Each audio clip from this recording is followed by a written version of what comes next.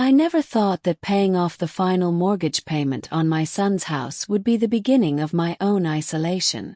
There I was at the Miami port terminal, my canvas tote bag filled with sunscreen, passport in hand, and my heart racing like I was 20 again. It was August 7th, the departure date for our family cruise. Or so I thought until my phone buzzed with a text message. Won't be joining us on the cruise. Olivia prefers it to be just family. From my son, from Michael. I read that line 3 times. Just family, as if I didn't count. I looked up and there they were, Michael and Olivia on the ship's deck, waving as if it were a postcard. Not a goodbye but a declaration. I stood alone at the terminal, my smile frozen like someone who hasn't yet decided if they're dreaming or falling into a pit. The worst part wasn't the abandonment. It was knowing that just a month ago, I had finished paying off their mortgage with my name still on the deed. Me, the same woman who co-signed because they couldn't qualify on their own. The same woman who baked carrot cake every Sunday so Michael would visit. The same woman who welcomed Olivia with a smile, even though from the beginning she looked at me like I was speaking another language.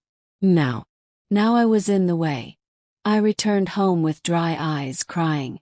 No, I don't waste tears on betrayals disguised as preferences anymore. I just felt that old familiar ache in my chest, the one you ignore when you love too much. The canvas bag I'd packed for the cruise sat untouched by my front door for 3 days.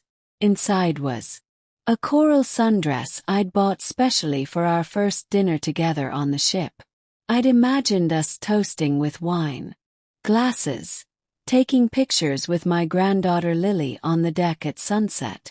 Now my only toast would be with myself and a cup of chamomile tea. You're being dramatic, Emily, I whispered to myself as I finally unpacked the bag, folding the sundress with its price tag still attached. It's just a cruise. But it wasn't just a cruise. It was the culmination of years of small rejections, moments when I'd been slowly pushed to the periphery of my son's life. Barbara found me the next morning on my porch, staring at the Boston skyline from my modest apartment. We'd been friends since our teaching days at Lincoln Elementary 30 years ago. I've been calling you since yesterday, she said, settling into the chair beside me. What happened to the cruise? Weren't you supposed to be waving from a ship right now? I handed her my phone with Michael's text still open. Her face darkened as she read. That little and after everything you've done for them. It's fine, I said automatically.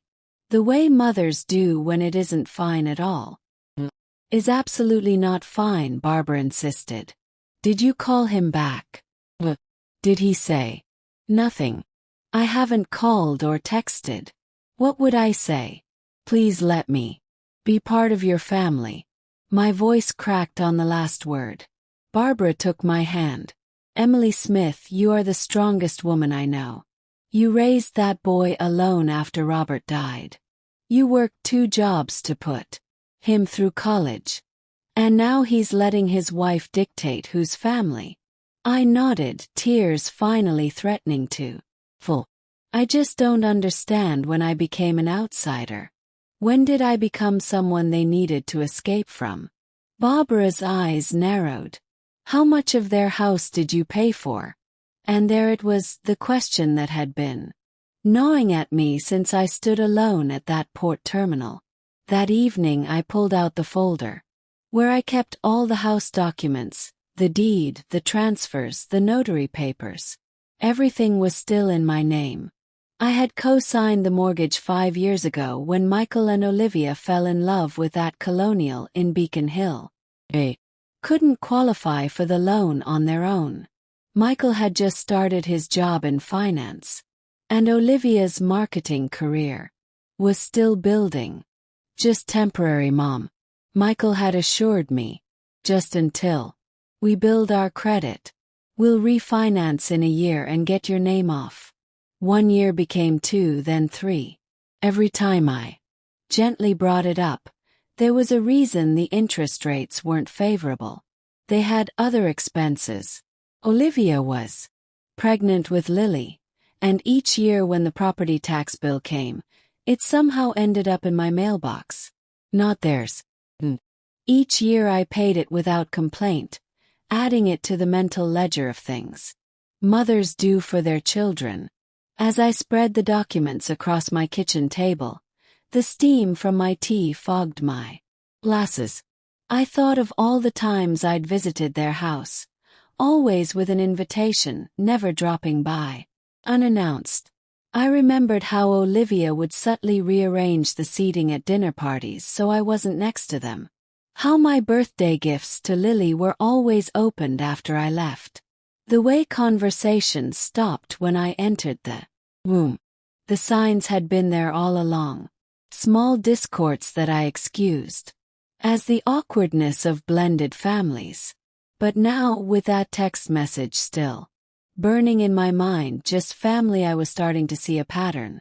I picked up my reading glasses and examined the deed more carefully. Yes, legally I was still co-owner. I had put down the 20% down payment, $120,000, for my retirement fund. I had covered 3 years of back taxes when they were going through a rough patch. I had paid for the new roof last year when the old one started leaking. And yet, there had never been a dinner, a toast, a family photo that included me. The coral dress still hanging in my closet was tangible proof of that final exclusion. When you love, you don't count, I whispered to myself. But tonight, with the calm that only comes after heartbreak, I'm counting. I took out a notepad and began to write. Not emotions, facts, deed still in my name, mortgage paid off with my pension, estimated contributions, $200,000 over 5 years. I had never done this accounting before because when you love, you give. But that night I told myself enough. This time there would be no scene, no pleading, no tears, just a silent decision and a plan. 2 days after the ship sailed, I checked my email out of habit. There was an alert from my American Express card. Charge approved, $628. Cape Spa renewal, Royal Serenity deck. Had to read it twice. The charge was on the card I'd used to reserve the cruise, a card I'd given Michael access to for emergencies. Not only had they excluded me, not only had they erased me, they were using my money, $628, so Olivia could be pampered with essential oils while I boiled rice in my kitchen. That's when something inside me changed. It wasn't sadness or disappointment anymore. It was something else. Cold, precise clarity. Like when you realize it wasn't a mistake, it was a plan. Turned off my computer, found the physical card in my drawer, and with a steady hand, I dialed the number. American Express, how can I help you? I want to cancel my card and dispute the spa charge. I didn't authorize it. Operator asked if I had lost my card. I lied. Yes, I lost trust. That was my first action. Small but decisive. The next morning I woke up earlier than usual. There was a strange energy thrumming through me, a clarity I hadn't felt in years. I made my coffee stronger than normal and sat at my kitchen table. The house documents still spread before me like a battle plan. My phone rang. Was Sarah, my younger sister. Mom said you didn't go on the cruise. She said without preamble. What happened? I explained about Michael's text, the waving from the deck, the spa. Large. Sarah made sympathetic noises, but I could hear the hesitation in her voice. Well, maybe Olivia just wanted some alone time with Michael. You know how stressful it can be trying to manage family dynamics. Sarah, I interrupted. They used my credit card for a spa treatment after telling me I wasn't welcome because I'm not family. That's not right, she admitted. But still, they're young. Maybe you're being a little sensitive. Family is complicated. I felt that familiar pressure to accommodate, to understand, to be the bigger person. But something had shifted in me. Family isn't complicated, Sarah. Family doesn't leave you standing alone at a port. Family doesn't smile from the deck while you swallow your shame at the terminal. After we hung up, I looked at the documents again. I had been making excuses for their behavior for years, justifying every slight, every exclusion. But that text message, those 2 words, just family, had ripped away. Upheaval. I picked up my phone and scrolled through my contacts until I found one I hadn't called in years. Richard Martinez, attorney at law. Richard's office hadn't changed in the decade since he'd handled Robert's estate after my husband died. The same leather chairs, the same framed law degree, the same smell of old books and authority. Emily, he said warmly, rising to greet me. It's been too long. How's Michael? I placed the folder of documents on his desk. That's why I'm here, Richard. I need to understand my rights. Richard's eyebrows rose slightly, but he said nothing as I explained the situation. He listened carefully, occasionally making notes, his expression giving nothing away. When I finished, he opened the folder and examined the deed. Well, he said. Finally, legally the situation is quite clear.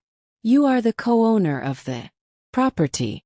You provided the down payment, you've been paying the taxes, and the mortgage has been paid off with your funds. He looked up at me. What exactly do you want to know, Emily? Took a deep breath.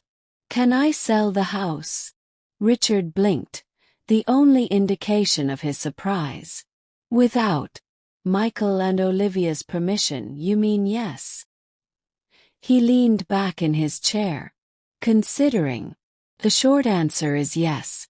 As a co-owner on the deed, you have the right to sell your interest in the property. Given that you've contributed significantly to the purchase and maintenance, perhaps more than your share, you would have a strong case for forcing a sale if necessary. He studied me for a moment. But I have to ask, is that what you really want, Emily? This is your son we're talking about. My son, who left me standing alone at a cruise terminal, I reminded him. My son who watches his wife subtly push me out of their lives. My son who allows them to use my credit card after excluding me from their family vacation. Richard nodded slowly. I understand, but remember, legal actions have permanent consequences. Have you tried talking to Michael directly without Olivia present? Thought of all the unanswered phone calls over the years, the conversations that never seemed to happen. He's chosen his side, Richard, and it's not mine. Very well. Richard pulled out a legal ad. Let me walk you through your options. For the next hour, Richard outlined what a property sale would entail, the legal notices, the potential for conflict, the division of proceeds. He explained that since there was no mortgage, and given my substantial financial contributions, I would be entitled to at least half the value of the house, possibly more. You need to think carefully about this, he cautioned as our meeting concluded. Legal remedies can solve property disputes, but they rarely heal family wounds. I nodded, gathering my documents. I understand, but sometimes a wound needs to be cleaned before it can heal. And right now this relationship is festering. As I stood to leave, Richard asked one final question. What changed? Emily, you've been managing the situation for years. Why now? I thought of Michael's text of Olivia waving from the deck. Of the coral dress still hanging in my closet. Because now I know where I stand, I replied. And it's not where I belong. That night I couldn't sleep. I kept imagining Michael and Olivia on that cruise ship, sipping cocktails, posting photos on Instagram, completely unaware of the storm brewing back home. Did they even think about me? Did they feel any guilt about excluding me, about using my credit card? I got up and made chamomile tea my go-to remedy for sleepless nights since Robert died. As the kettle whistled, I found myself drawn to my laptop. I rarely check social media. Seemed designed for younger generations. But Michael had insisted I create an Instagram account to see photos of Lily. I logged in and found Olivia's profile. There they were, sunset photos on the deck, drinks with tiny umbrellas, Michael smiling with his arm around Olivia, and one that made my stomach twist, a photo of Olivia in a white robe, face mask applied with a caption, "Self-care is essential. #Royal Serenity Spa, #blessed. That was my $628. That was the family time I wasn't part of. I closed the laptop and sat in the dark, my tea growing cold. A strange calm settled over me. This wasn't about hurt feelings anymore. This was about respect, about boundaries, about standing up for myself after years of being taken for granted. Tomorrow I decided I would call Jennifer Wong, a real estate agent Barbara had mentioned. It was time to find out exactly what my options were. The market in Beacon Hill is very hot right now, Jennifer Wong said, reviewing the property details I'd provided. A colonial of this size, in this condition, could easily fetch $1.8 million, possibly more. We were sitting in a quiet corner of a cafe near my apartment. Jennifer was younger than I expected, maybe early 40s, but her knowledge of Boston real estate was impressive. More importantly, she understood the need for discretion. I specialize in sensitive sales, she'd explained when we first spoke on the phone. Divorces, estates, family disputes. I understand that sometimes properties need to change hands quietly. Now, she looked at me with professional detachment. May I ask why you're considering selling? It seems like a valuable asset, especially in today's market. I gave her the abbreviated version: joint ownership, family conflict, breach of trust. He nodded, asking practical questions about the deed, the property condition, any potential legal complications. Based on what you've told me, you have every right to sell, she confirmed. Given the delicate nature of the situation, I would recommend finding a buyer who can close quickly, preferably cash. That minimizes the window for complications. How difficult would that be? Yes. Jennifer smiled slightly. In this market, for a property like that, not difficult at all. Many investors are looking for exactly this kind of opportunity. She pulled out a tablet and showed me a calendar. If you're serious about this, I could have potential buyers viewing the property within a week. We would need access, of course. My name is on the deed, I reminded her. Keys. Plan was taking shape. Michael and Olivia would be on that cruise for another 10 days if Jennifer could find a buyer quickly. One more thing, I said. How soon after accepting an offer could we close with a cash buyer? As little as 7 to 10 days. I did the mental calculation. If everything aligned perfectly, we could close the sale on August 21st, the very day Michael and Olivia's cruise ship returned to port. Let's do it, I said, a strange calm settling over me. But no sign in the yard, no listing online. I want this to be completely private. Jennifer nodded, understanding perfectly. I have several clients who prefer to buy discreetly. I'll make some calls today. As we shook hands, I felt a weight lifting from my shoulders. For years I had been accommodating, understanding, patient. I had given without counting the cost. Sometimes standing up for yourself isn't selfish, it's necessary.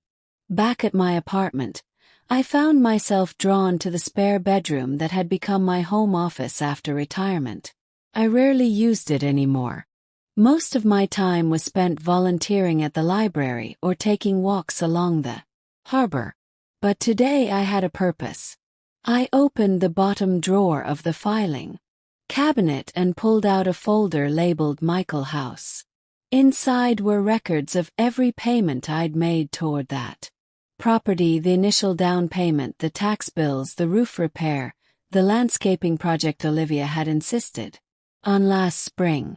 5 years of generosity documented in checks and bank statements. As I spread them across the desk, calculating the total, my phone buzzed with a text message. "Hey, Mom. Kelsey has been a little stressed. Just wanted this trip to be special. Intimate, but we love you. Talk when we get back." Michael, of course, now 4 days into their cruise. He was extending an olive branch. A carefully worded non-apology that shifted the blame to Olivia's stress while assuring me of their love. I read it again. "We love." 3 empty words spoken like anesthesia so the knife in my back wouldn't hurt so much. But this time it didn't hurt. This time it made me laugh, a dry internal laugh.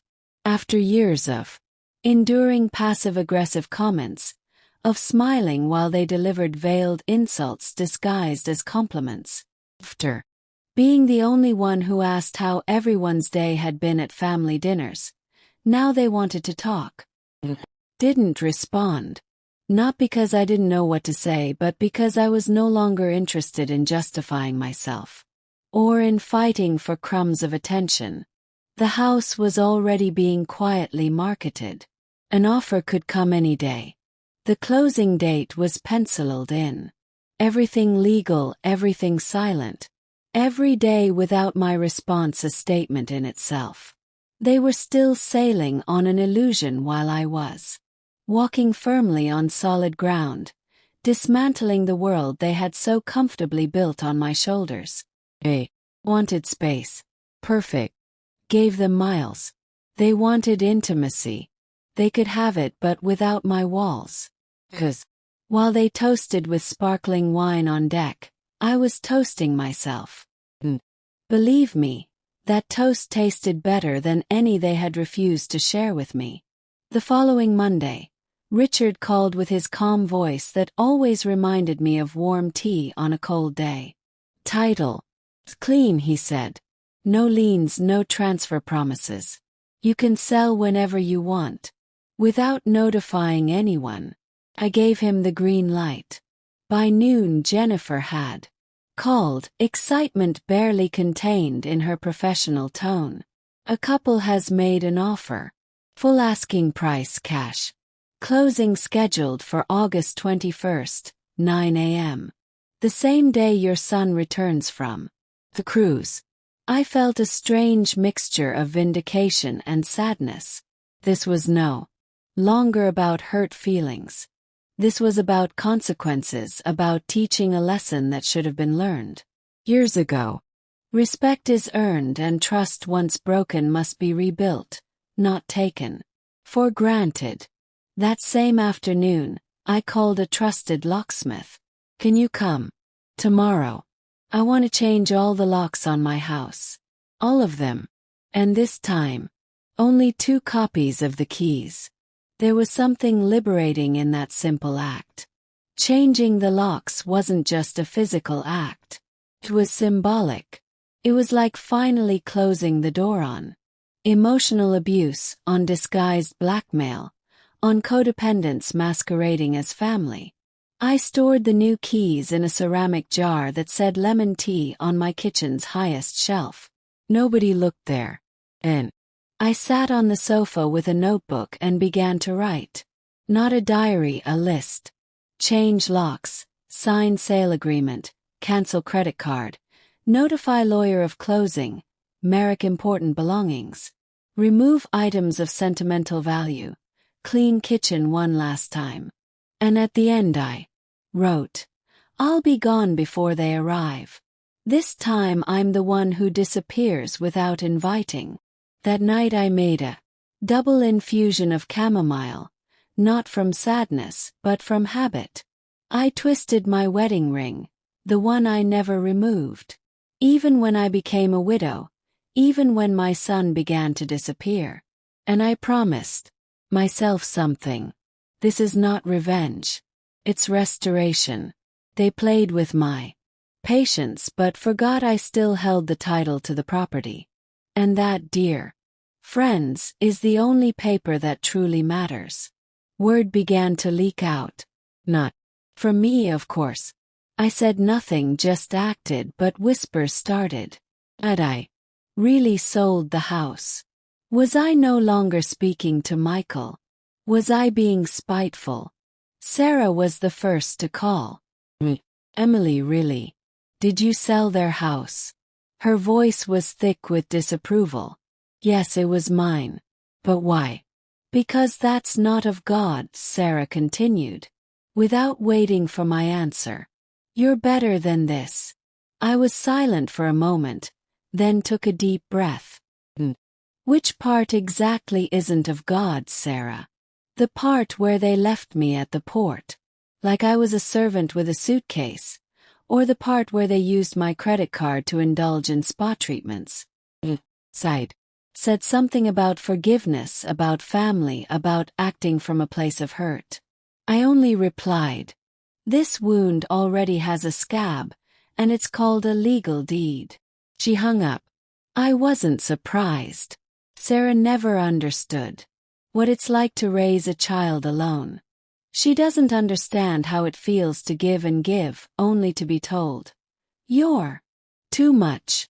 I didn't need her approval or anyone else's.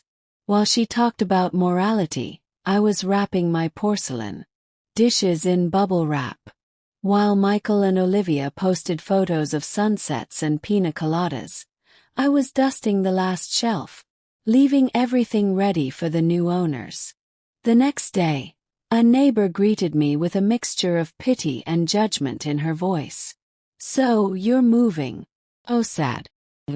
Thought that house was for your grandchildren. Smiled. Yes, for my grandchildren. When they invite me to their birthdays, we'll talk. I left without waiting for a response. Because that was another lesson. Sometimes respect comes after the door slams. Humiliation isn't always public. Sometimes it happens in your living room with a wine glass in hand and an ignored mother-in-law.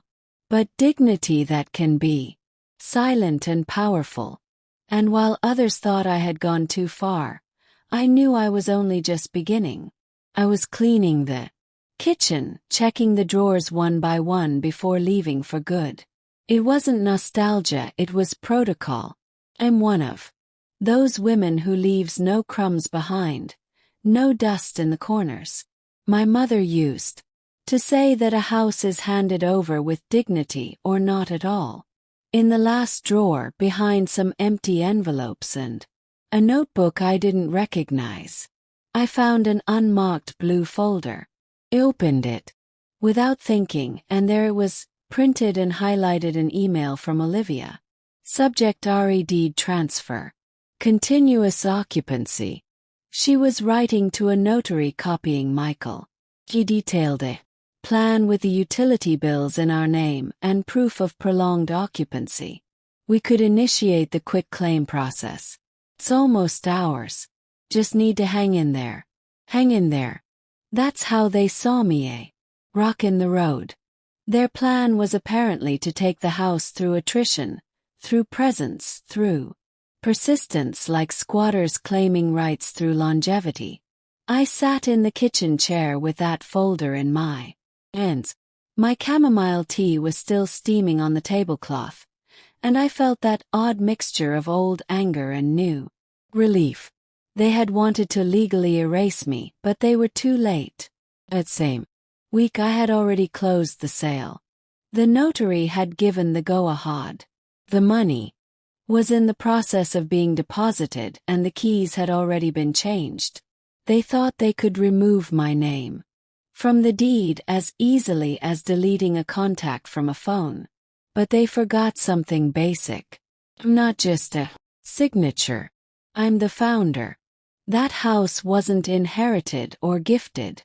It was an investment. It was love disguised as a roof. It was a mother's patience that believed herself indispensable. And now it was proof that I hadn't forgotten how to protect myself. I put the blue folder in my bag as evidence. Richard told me it might be useful if they tried anything else later. But I was no longer afraid because I wasn't reacting anymore. I was leading. Let them try. Now I'm the one holding firm, not from their living room sofa but from the solid ground of the law. 2 days before closing I packed my last. I made sure to take everything, the photo albums, the few pieces of jewelry I had left, the cookie recipe I always made with Lily, though I'm not sure she even remembers now. I also took my old blanket, the one that smells like Saturday mornings and Sundays. The only thing I left was the gray sofa where they used to sprawl to watch TV as if everything belonged to them. Let the new owners use it, I thought. It's comfortable and I don't carry grudges or useless furniture. The night before, I had taken a tour of the house with the calmness of someone closing a chapter. I touched each wall as if wanting to thank every corner for having sheltered me and them for so many years. Then I wrote the note, not a letter, not a complaint, just a printed truth with firmness. This property has been sold. Do not attempt to enter. Communication will be handled by attorney Richard Martinez. I signed it, taped it to the door with thick tape, made sure it wouldn't blow away, and put a second copy inside on the entry table. The new owners had confirmed they would arrive on August 21st at 8 a.m. just as the cruise ship would dock back in port. Perfect synchronicity. My final gesture was to check that the security cameras were working, not to spy on them but to protect myself from any tantrum or attempt at drama. At 7:30 a.m. on the morning of August 21st, I walked out the door. I turned the new lock one last time. I placed the keys in a sealed envelope with the real estate agent's address and left without looking back. I didn't cry. I didn't tremble. I just felt a strange peace, like when you finally remove a splinter you've been pretending didn't hurt for years. I took the cruise. I took my freedom and left a note on the door as the signature of my rebirth. Once the keys were delivered and the sale closed, I went directly to my cousin Teresa's house on Cape Cod. 1 week for myself. No schedules, no calls. Richard knew exactly what to do. Left him clear instructions. Any attempt at contact, insult, demand, or plea from Michael or Olivia should be redirected straight to his office. I didn't want to know anything. I didn't need to know if they cried, shouted, or knelt. I had done my part. In the envelope I taped to the door, besides the sale notice, I also included Richard's card, his name, his email, his office number, all well presented, as if it were an invitation to a wedding where they this time were not invited. Richard called me the next day, somewhere between amused and amazed. They started early. At 8:17 a.m. The phone rang. First him, then her, then together, then messages, then emails. "And what did you do?" I asked, stirring my coffee while watching the ocean. "What you asked?" I informed them that any legal claim should be made through the appropriate channels, that the property had been properly transferred, and that you wished to have no contact. And did they understand? They were left speechless but not without rage. I smiled, not out of malice but relief. Because for years I had been the one who answered their calls at any hour. Me, the one who ran to the bank, who solved everything, who cried silently when, after giving, I received not even a thank you. But now all of that had a filter, Richard, a wall of professionalism between my heart and their manipulation. The new owner sent me a kind message. Everything in order. Thank you for leaving it all clean. Your energy can be felt in the house. But I didn't cry. But my eyes moistened. Perhaps someone at last valued not only the house but what one builds with love. That day, I sat by the ocean with my notebook. Wrote one phrase. This time I'm the one who hangs up the phone. Olivia couldn't handle the silence. During the rest of the cruise, her Instagram became a parade of veiled hostility disguised as spirituality. A photo on deck in a white robe and a face of complete peace. Healing with my core family, 2 hearts. Boundaries are love. Another image with Michael and Lily in his arms. Grateful for those who are truly there for us. Everything else falls away. And then the jewel, a selfie with the sea in the background. Nothing like getting away from toxicity to find yourself again. Screenshot, screenshot, screenshot. Each one with date, time, and its passive aggressive tone as polished as an expensive wine glass. What they didn't know was that while they thought they were telling their version, I already had the final act ready. 'Cause one thing I learned, social media is the ego's favorite stage. And the ego, when it inflates too much, always bursts. They were sailing toward a house that was no longer theirs. They smiled as if the world was theirs, not suspecting that when they disembarked the world was going to change the lock on them. There was no scandal, no how could you, Mom. Just a silent legal wait. I knitted with patience like I did when Michael was small and I sewed his Halloween costumes. Until midnight. Except this time they were the ones wearing the costume and soon it would fall off. I, on the other hand, was knitting a new destiny. My notebook had a new list rental contract. Signed on the coast, new bank account. Updated will number blocked. Olivia number blocked. Michael no more empty. Apologies because what they thought was absence was strategy.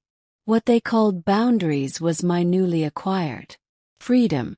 And while they sailed, I had already reached firm ground. The night before their return, my phone vibrated. A message from Michael.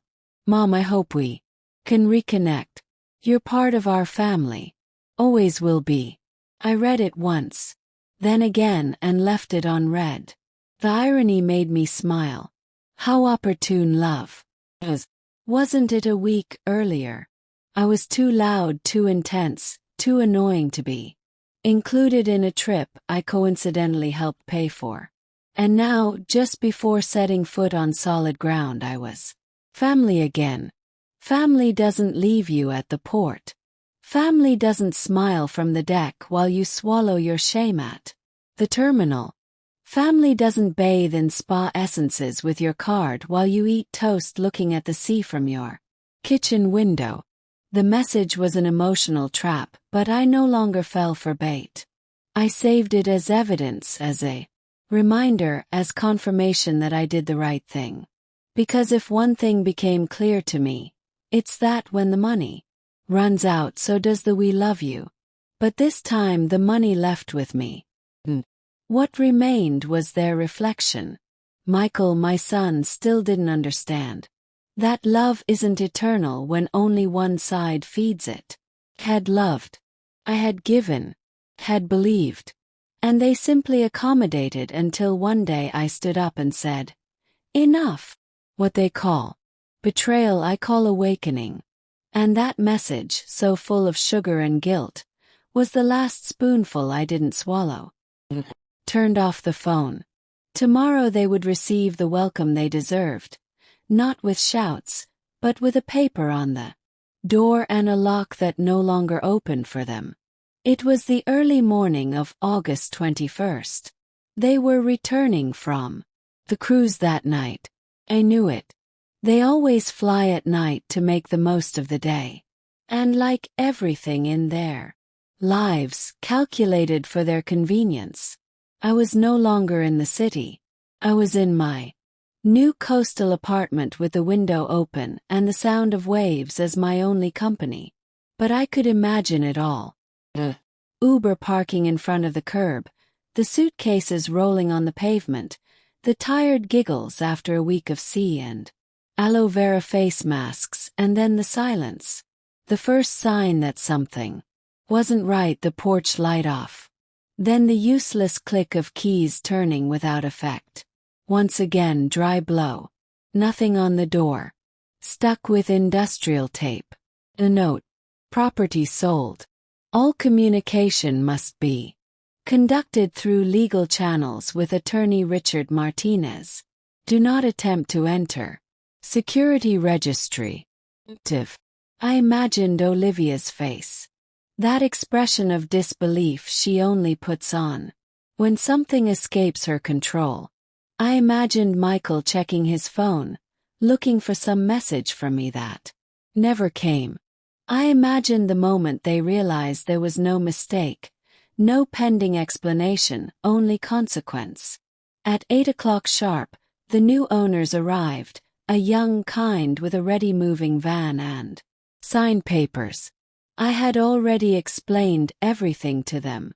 Story, the keys, the cameras, the necessary silence. They understood. They even wished me luck. Michael and Olivia, on the other hand, understood nothing because they always believed that a mother's love was like tap water, automatic, constant, without a bill. That early morning the house I built with love looked at them from the other side of the door and didn't recognize them. Within hours of the definitive door closing, Olivia did what she knew best: theater. She uploaded a story to Instagram with red eyes and very strategically smudged makeup and a phrase in black on white. Imagine your mother-in-law gifting you a house and then taking it away. Minutes later, a post. Some people never get over their children growing up and making their own family. What pain when resentment speaks louder than love. But the best came in comments. Her usual followers, those who always put hearts and divine under her posts, started asking questions. One in particular wrote, "Was the house in your name?" Another more direct, "Did she sign the deed in your favor?" And then an old friend of Michael's appeared. One of those he believed didn't read anything. "My mom knows Mrs. Emily. She paid for everything. Olivia, it's not your house if there's no paper." The domino effect was immediate. The narrative of the hurt daughter-in-law collapsed like a sand castle. Michael tried to intervene, posting a vague story. There are things that aren't resolved on social media, but the damage was done. And a user responded to him. "The damage was leaving your mom on land while you used her card." I said nothing, didn't answer, didn't post anything. Because when a truth is well written with lawyers, signatures, and notaries, it needs no defense on Facebook. Social media became their mirror. And they didn't like what they saw. Their version couldn't stand. Shame, however, did go viral. And while the virtual world burned, I prepared another chamomile tea, this time with a smile, because finally the story they had always told in their favor wrote itself in my defense. I moved to a smaller place by the sea, quiet, fresh. There were no spare rooms, no wedding ornaments, no picture frames with forced smiles. Just what I need. My blue armchair, my wool blanket, and a kettle that whistles softly at 6 o'clock in the afternoon. Michael doesn't call anymore. Olivia, I imagine, still wallows in her own version of events, trying to find angles that make her a victim. But I don't care anymore. The curious thing is, I don't feel anger. There's no hatred, no pain. There's an emptiness. Yes, but it's a clean emptiness. Like when you finish cleaning out the closet, throw away what no longer serves and can finally breathe. For years, I believed that being a mother meant disappearing so they could shine, that being generous was love, that enduring slights in silence was nobility. But the truth is, I became invisible and I allowed it until one day they left me at the port. And I understood there was no mistake. It was a declaration, just family. They said. Well, now they live with that because I was family. I was the one who paid the down payment, the furniture, the baby stroller, the Christmas tablecloth, and even the therapies Olivia couldn't afford. I was the family who arrived with rice and chicken when they had nothing for dinner. I was the one who waited for an invitation that never came. And now I'm the woman who left without noise, with her head held high and with the only title that matters, my name. Peace. It's amazing how one night of good sleep can change your perspective. For the first time in months, maybe years, I woke up without that familiar tightness in my chest. The one that came from constantly worrying about Michael and Olivia's approval. The morning sunlight streamed through my bedroom window, casting long shadows across my small apartment. I stretched, feeling lighter. Somehow, the decision had been made. The wheels were in motion. There was no going back. And strangely, that certainty brought me peace. I made my coffee stronger than usual and carried it to my tiny balcony overlooking the Boston Harbor. The city was already awake, bustling with morning commuters and joggers along the waterfront, life continuing as normal, even as mine had shifted on its axis. My phone buzzed, a text from Barbara. Are you holding up? Want to grab lunch today? Smiled. Barbara had been my rock through all of this, never questioning my decision, simply offering her unwavering support, unlike Sarah, who called again last night to lecture me about forgiveness and family obligations. Lunch sounds perfect. Texted back. Noon at Murphy's. With that settled, I turned my attention to the task at hand. Today was about cutting ties, financial ties. Specifically, I logged into my banking app and methodically reviewed every account where Michael or Olivia might still have access. The American Express card had already been cancelled, but there was also the joint checking account I'd set up to help with Lily's preschool tuition, and the savings account where I'd been depositing money for her college fund. I wasn't going to touch Lily's money. She was innocent in all this, but I needed to ensure Michael and Olivia couldn't access my personal funds anymore. I transferred Lily's college fund to a new trust account with clear stipulations. The money could only be used for educational expenses and I would be the sole trustee until Lily turned 18. It was the right balance, protecting my granddaughter's future, while removing Michael and Olivia's access to the funds. With that done, I called my bank and scheduled an appointment to close the joint checking account.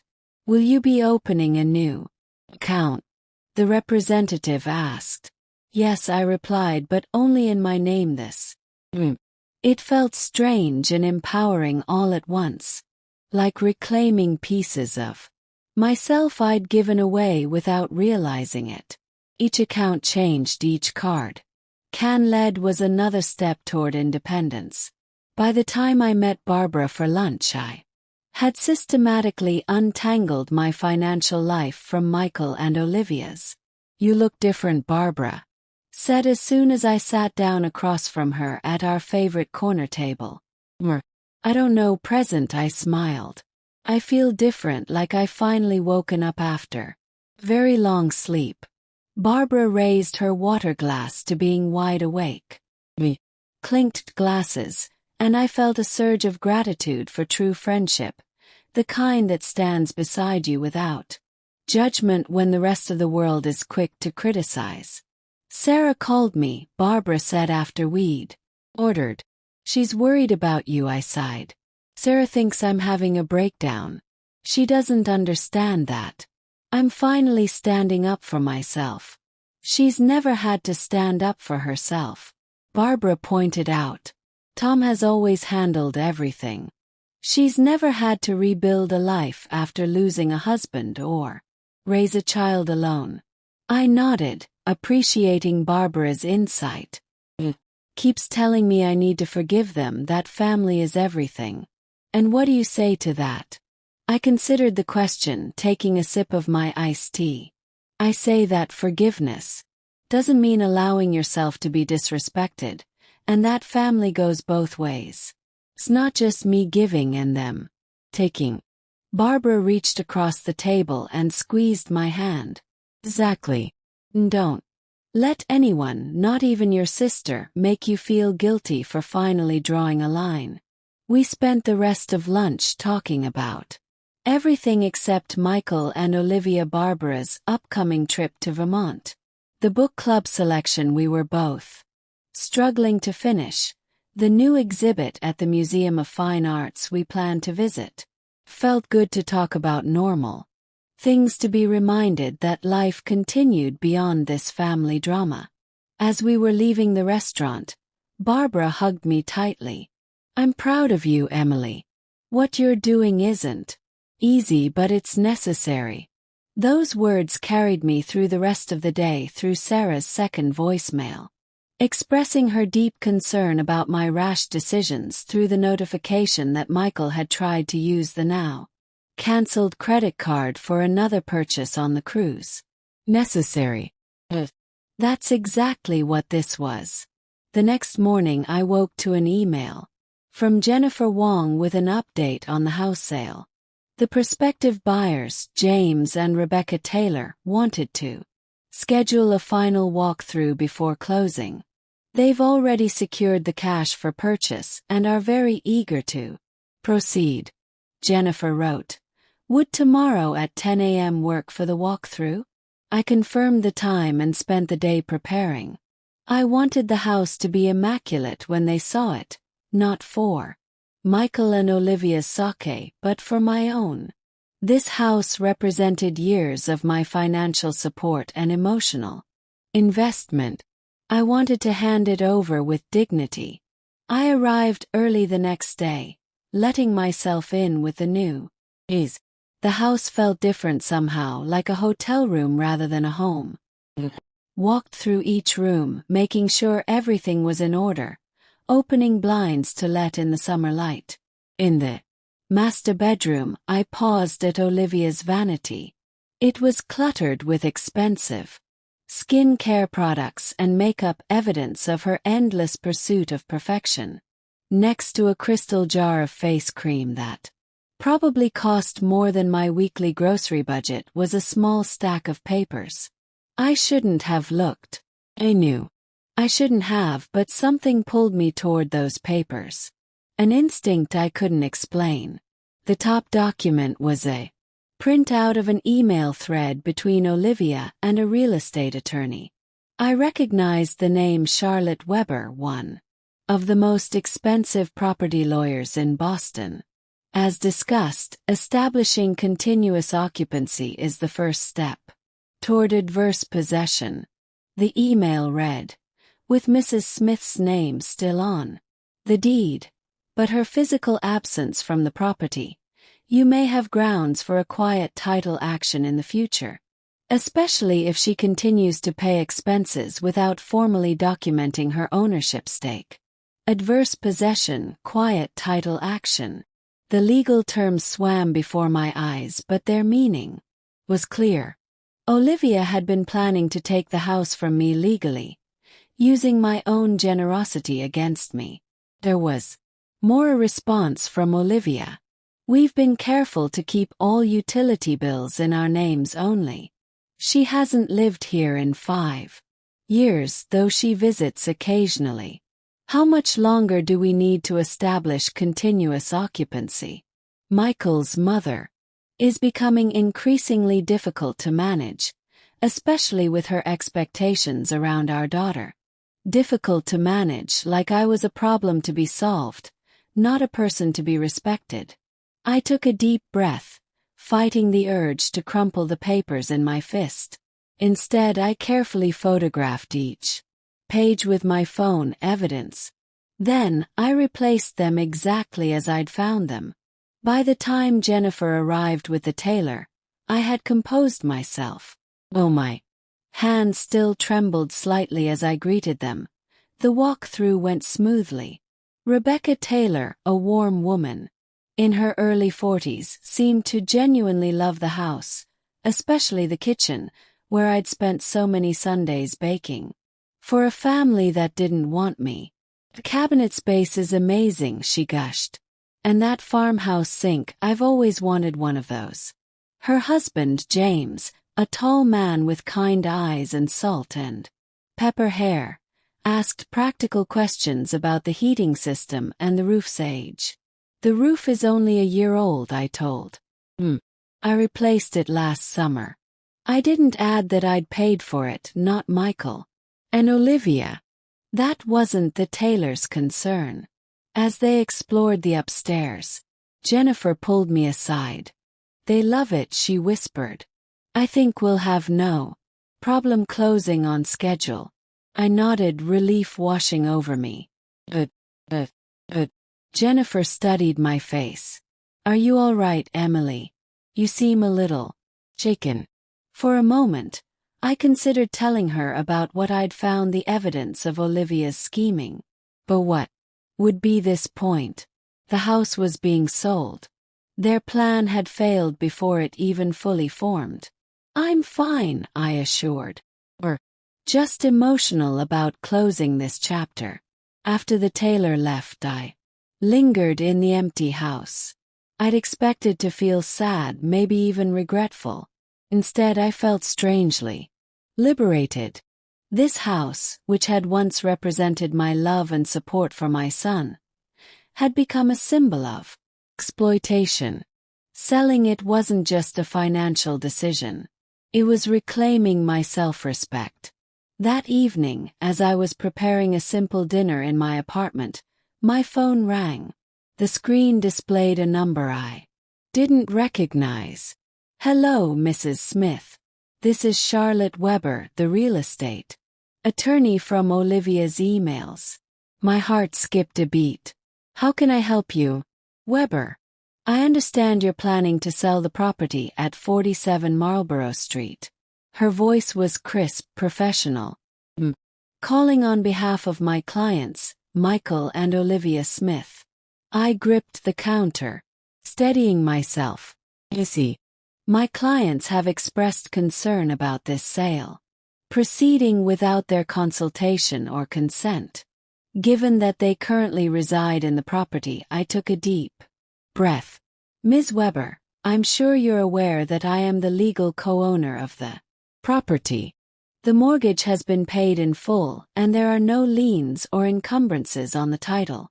Yes, but I'm also sure you're aware that as a legal co-owner, I have the right to sell my interest in the property, particularly given that I provided the down payment and have continued to contribute financially to its upkeep. A brief silence on the other end.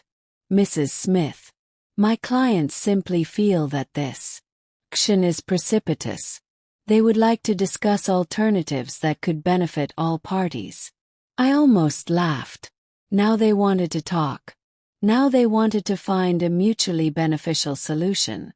I appreciate your call, Ms. Weber, but any further communication should go through my attorney, Richard Martinez. I believe you have his contact information, as he responded to your letter last week. Another pause. Yes, we've been in touch with Mr. Martinez.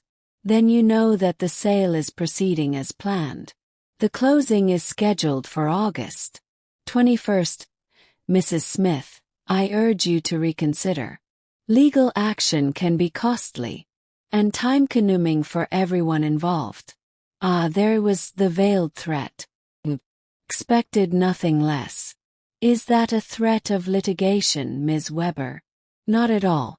I'm simply pointing out that these matters are best resolved through open dialogue rather than unilateral action. I agree completely, I said, surprising myself with how steady my voice sounded. Unfortunately, the time for dialogue was before my son and his wife excluded me from a family vacation while using my credit card without permission.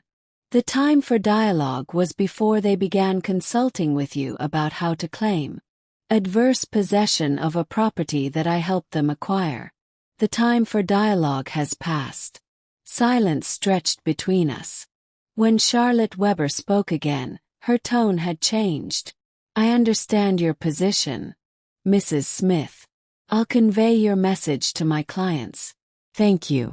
And Ms. Weber, you might want to advise your clients that attempting to claim adverse possession against a co-owner who has been actively contributing to the property's expenses is unlikely to succeed in court. Just a thought. Ended the call before she could respond, my heart pounding in my chest. I'd never spoken so boldly to an attorney before, to anyone really. It felt terrifying and exhilarating all at once. My phone immediately rang again, Richard this time. I just got off the phone with Charlotte Weber, he said without preamble. What did you say to her? I recounted our conversation, half expecting Richard to chastise me for being too confrontational. Instead he chuckled. Well done, Emily. Well done. Indeed. Really, you stood your ground firmly but professionally, and you're absolutely right about the adverse possession claim. It's absurd in this context. I think you've put them on. Notice that you're not going to be intimidated. Relief flooded through me. So what happens now? Now we proceed with the closing as planned. Weber might file an emergency motion to try to stop the sale, but it would be on shaky legal ground. Title is clear. You're the legal owner and you have every right to. Well, and if they do file something, then we'll fight it. But I doubt they will. Based on what Weber said to me, I think they're realizing their position isn't as strong as they thought. After we hung up, I sat in my kitchen staring at my half-prepared dinner, no longer hungry. The confrontation with Weber had drained me, but it had also clarified something. I was no longer afraid of Michael and Olivia's reaction. I was no longer worried about their approval or their anger. For the first time in years, I was acting solely in my own best interest, and it felt right. The following morning brought a flurry of activity. Jennifer called to confirm that the tailor had completed their financial verification. The cash for the purchase was officially in escrow. Richard called to inform me that, as he predicted, no emergency motion had been filed. Charlotte Weber seemed to have advised her clients that legal action would be futile, and Sarah called again, this time with a different approach. I've been thinking about what you said, she began, her voice unusually tentative about family going both ways. And I prompted, stirring honey into my morning tea. And I think maybe I've been too quick to judge.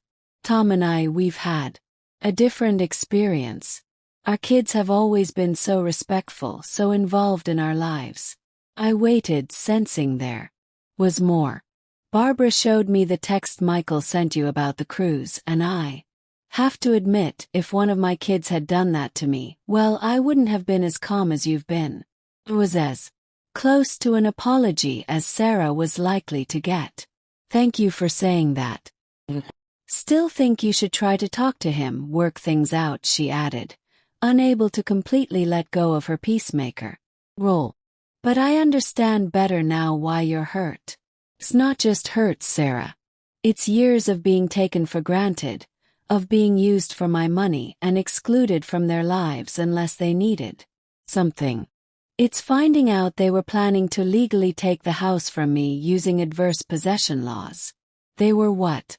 Sarah's shock was evident even through the phone. I explained what I'd found the emails to Charlotte Weber. Plan. To establish continuous occupancy. The description of me is difficult to manage. Oh my God, Emily. That's awful. I had no idea it was that bad. Neither did I until recently. Thought I was just being oversensitive, reading too much into things. But it turns out my instincts were right. We talked for nearly an hour, the longest conversation we'd had in years. By the end, Sarah wasn't exactly endorsing my decision to sell the house, but she understood it. Progress of a sort. After we hung up, I checked my email and found a message from Jennifer with the final closing documents attached for my review. It was really happening. In just a few days, the house would no longer be mine or Michael and Olivia's. I printed the documents and began reviewing them carefully at my kitchen table, making notes of any questions for Richard. The legal language was dense, but the essence was clear.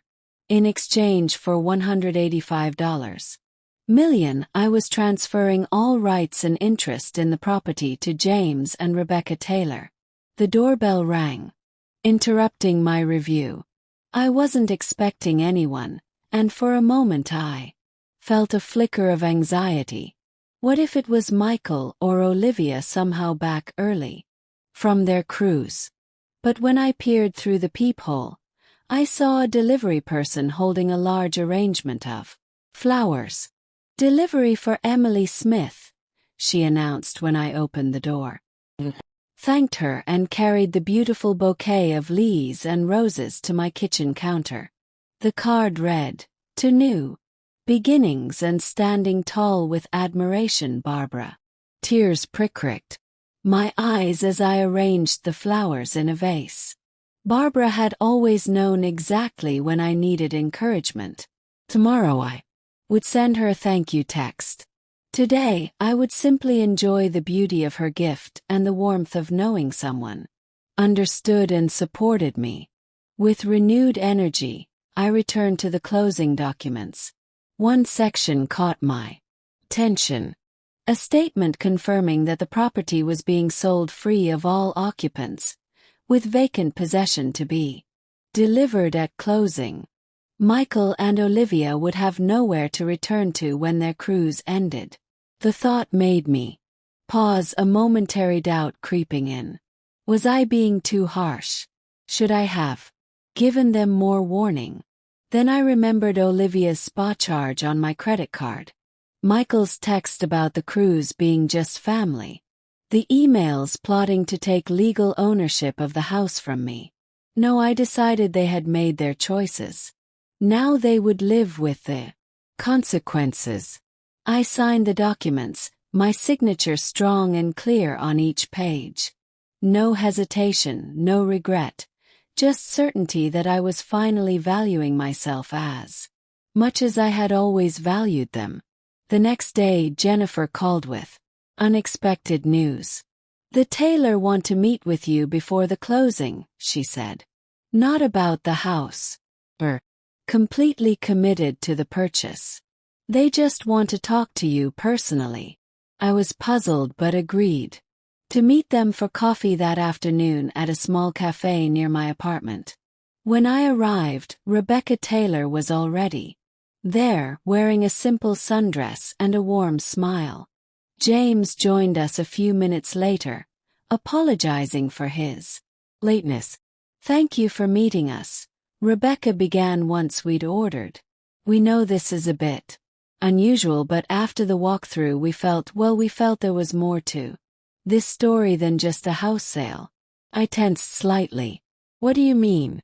James leaned forward, his expression sincere.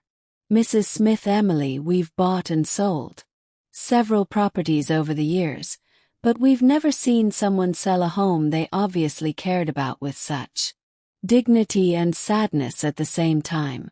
We're not trying to pry," Rebecca added quickly. But we want you to know that we understand this isn't just a transaction for you. This house means something. Looked at their kind, open faces and felt something inside me release. For weeks, I'd been holding myself together, presenting a strong front to Richard, to Jennifer, to Barbara and Sarah, even to myself. My son and his wife don't know I'm selling, I said quietly. They're on a cruise. A cruise they excluded me from. The last minute. Even though I helped pay for it. They returned on the 21st. The day of closing. Rebecca's eyes widened. James's eyebrows rose slightly. But neither interrupted. I've been supporting them financially for years. The down payment on the house property. Taxes, a new roof last year. All while being gradually pushed out of their lives. Treated as an inconvenience rather than family. The words tumbled out. 5 years of hurt and confusion condensed into a few sentences. I told them about the credit card charge, about finding Olivia's emails regarding adverse possession, about the gradual erosion of my place in their lives. So, yes, I concluded this house does mean something to me. Represents both my love for my son and the painful realization that that love wasn't being reciprocated. It was a moment of silence when I finished. Then Rebecca reached across the table and squeezed my hand. Thank you for trusting us with this, she said. We promise we'll take good care of the house. And we want you to know, James added, that you're welcome to visit any time. Not to see them, of course, but if there are memories there, things you want to revisit. I was touched by their generosity, their understanding. Thank you. But I think this is a clean break for me. New chapter, new beginning. We chatted for a while longer about lighter topics, their plans for the house, a home office for James in the spare bedroom, a garden redesign that Rebecca was excited about. Their careers, he was a pediatric surgeon. Ran a non-profit supporting arts education in public schools. They were good people. I realized the house would be in good hands. As we parted, Rebecca hugged me impulsively. Stay strong, she whispered. You're doing the right thing. Her words stayed with me as I walked home, a mantra against the doubt that still occasionally crept in. You're doing the right thing. You're doing the right thing. The weekend passed in a blur of preparations. I visited the house one last time on Saturday to collect a few remaining personal items. A small watercolor painting of Cape Cod that had been a wedding gift from Robert's parents. A set of vintage cocktail glasses that had belonged to my grandmother. As I was carefully wrapping the glasses in newspaper, my phone rang. Michael's name flashed on the screen. My heart skipped a beat. They weren't supposed to have cell service on the cruise. Had they returned early? But they somehow found out about the sale. I answered, my voice carefully neutral. Hello, Mum. Michael's voice was distorted by a poor connection, but the false cheer came through clearly. We found a spot with Wi-Fi. How are you? I'm fine, Michael. Enjoying the quiet. Listen, Mom, about the cruise. I feel terrible about how that happened. Olivia's been under so much stress with work and she just wanted some time for us to reconnect as a couple, you know. Said nothing, letting the silence stretch between us. Mom, are you there? I'm here. Just waiting to hear if there's an actual apology somewhere in that explanation. He sighed, that familiar sound of exasperation I'd heard so many times. I'm trying to explain. Mom, it wasn't personal. Excluding me from a family vacation at the last minute after I helped pay for it feels very personal. Michael, you didn't pay for the whole thing. He protested. The deposit and the spa treatment Olivia charged to my credit card after leaving me at the port. Did I pay for that silence? Then what spa treatment? Either he genuinely didn't know or he was a better actor than I gave him credit for. Check your credit card statements when you get back, I said. I'm sure it's all there. Mom, I don't know what you're talking about, but I called to make peace. We'll be back on the 21st. Why don't you come over for dinner that night? We'll talk everything through. The three of us. The three of us, as if Olivia would be part of any genuine reconciliation. I can't make it on the 21st, I said. Truthfully, I have a previous engagement. The next night then or that. We can. Whenever works for you, I really want us to clear the air. Almost laughed. Clear the air when they'd returned to find the house sold. The locks changed. Their belongings. Essentially stranded. We'll talk when you get back, I said non-committal.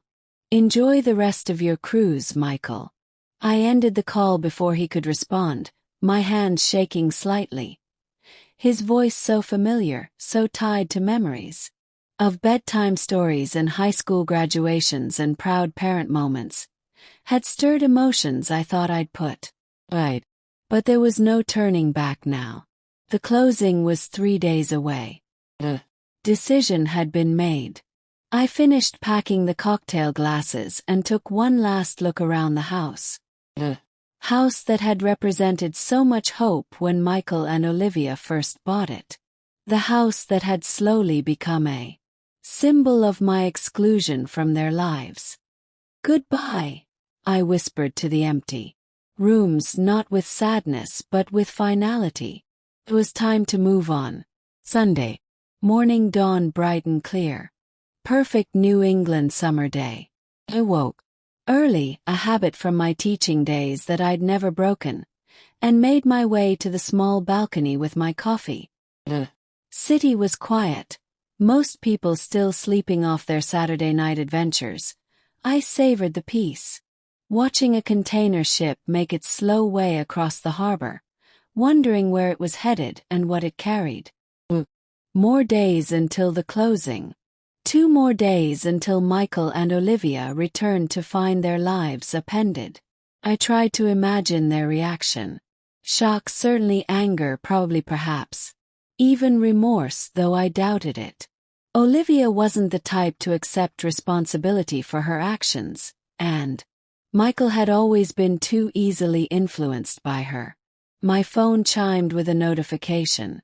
Curious, I picked it up to find an Instagram alert. Olivia had posted a new photo.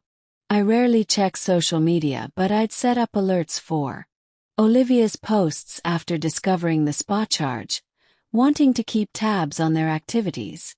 The photo showed Olivia and Michael on what appeared to be the ship's deck.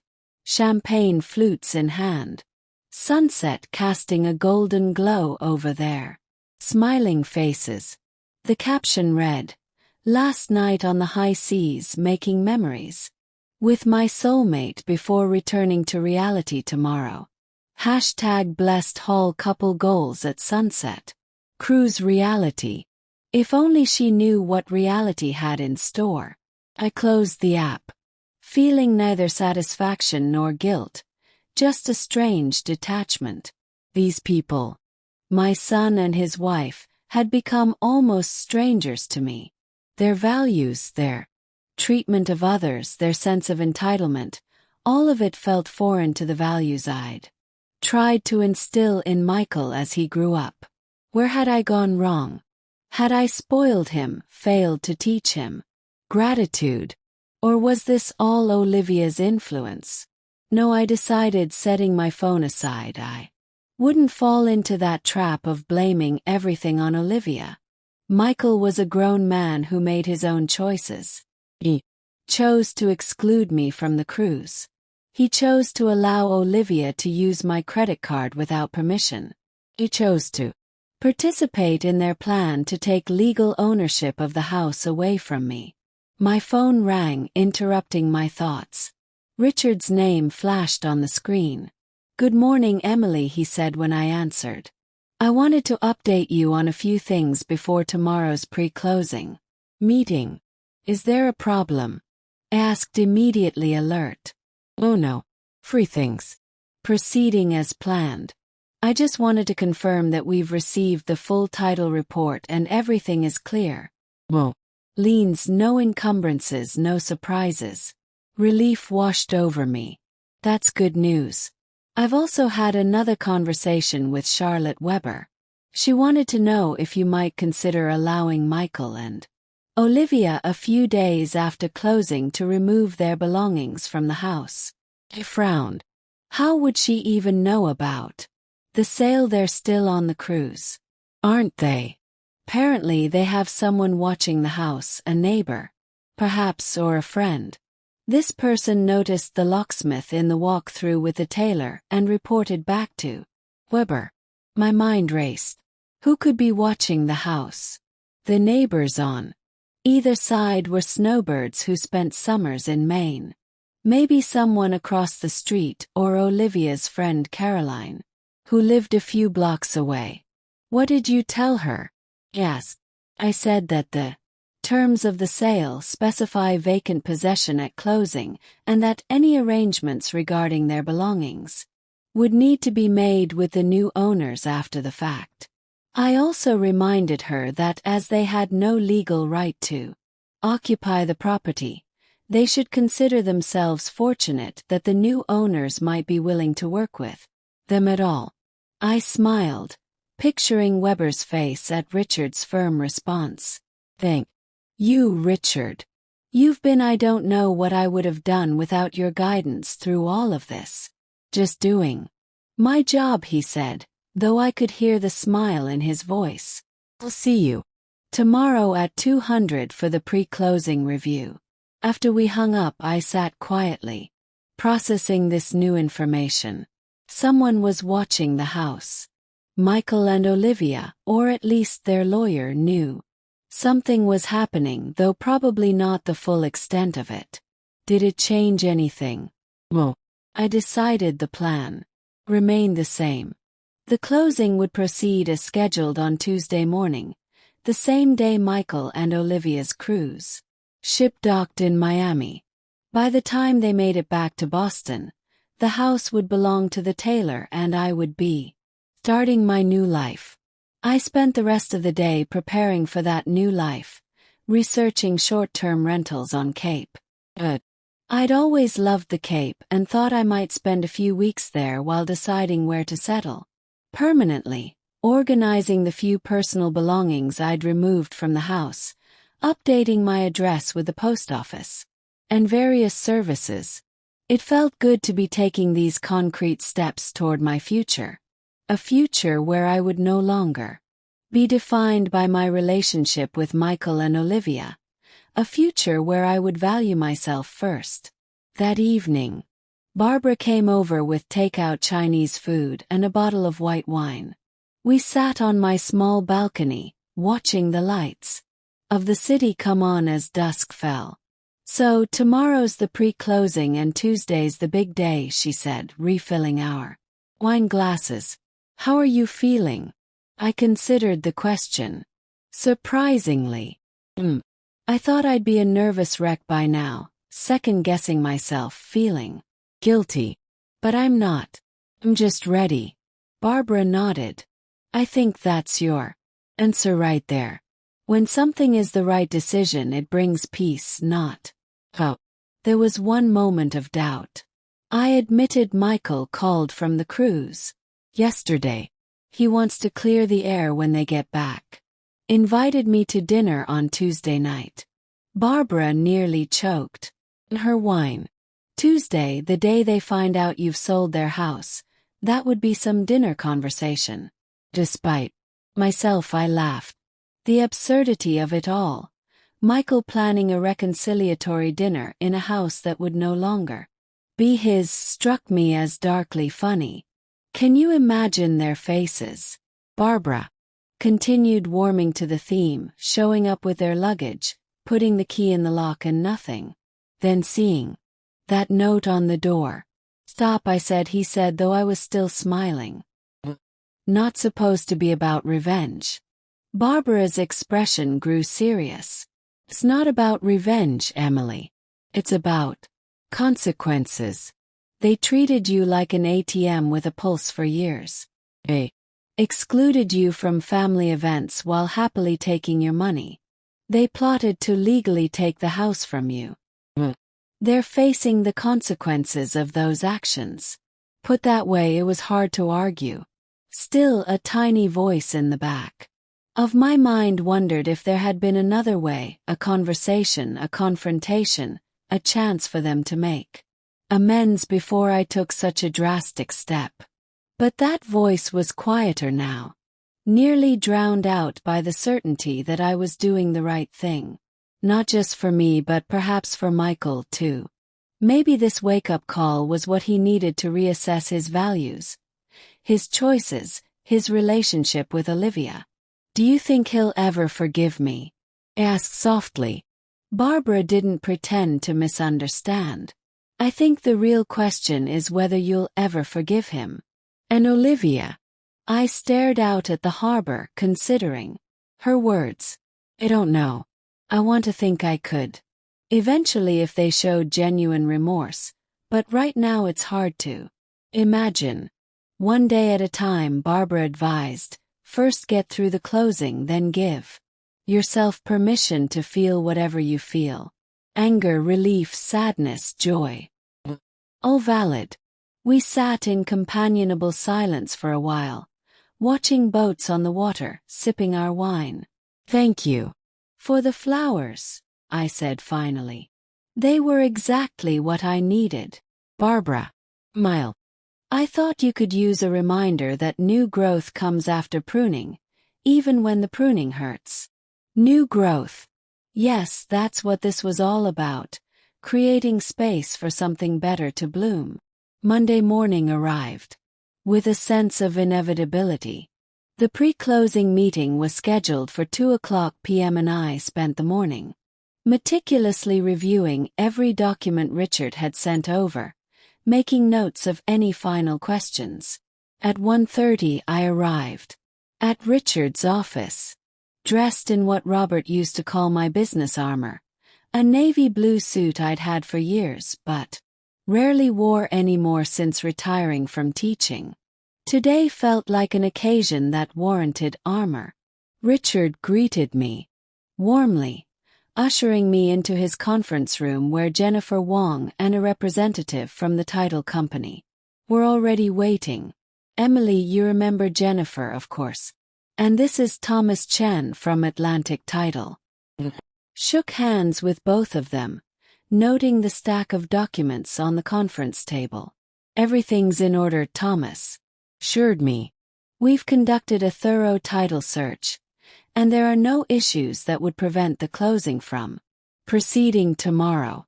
For the next hour we went through each document line by line. Richard explained every clause, every condition, every legal term until I was satisfied that I understood exactly what I was signing. "And the funds?" I asked. "How will those be transferred?" "The tailor have already wired the full amount to our escrow account," Jennifer explained. "As soon as the deed is recorded tomorrow, we'll transfer the funds to your account. You should have access to them by late afternoon." It all seemed so clinical, so straightforward. House worth nearly $2 million. 5 years of memories, changing hands with a few signatures and a wire transfer. "Are there any other questions?" Emily, Richard asked, sensing my momentary detachment. I refocused on the documents before me. Just one. The note says vacant possession will be delivered at closing, but Michael and Olivia's belongings are still in the house. What exactly does that mean for the tailor? Thomas from the title company cleared his throat. Technically, vacant possession means the property should be empty of occupants and their belongings.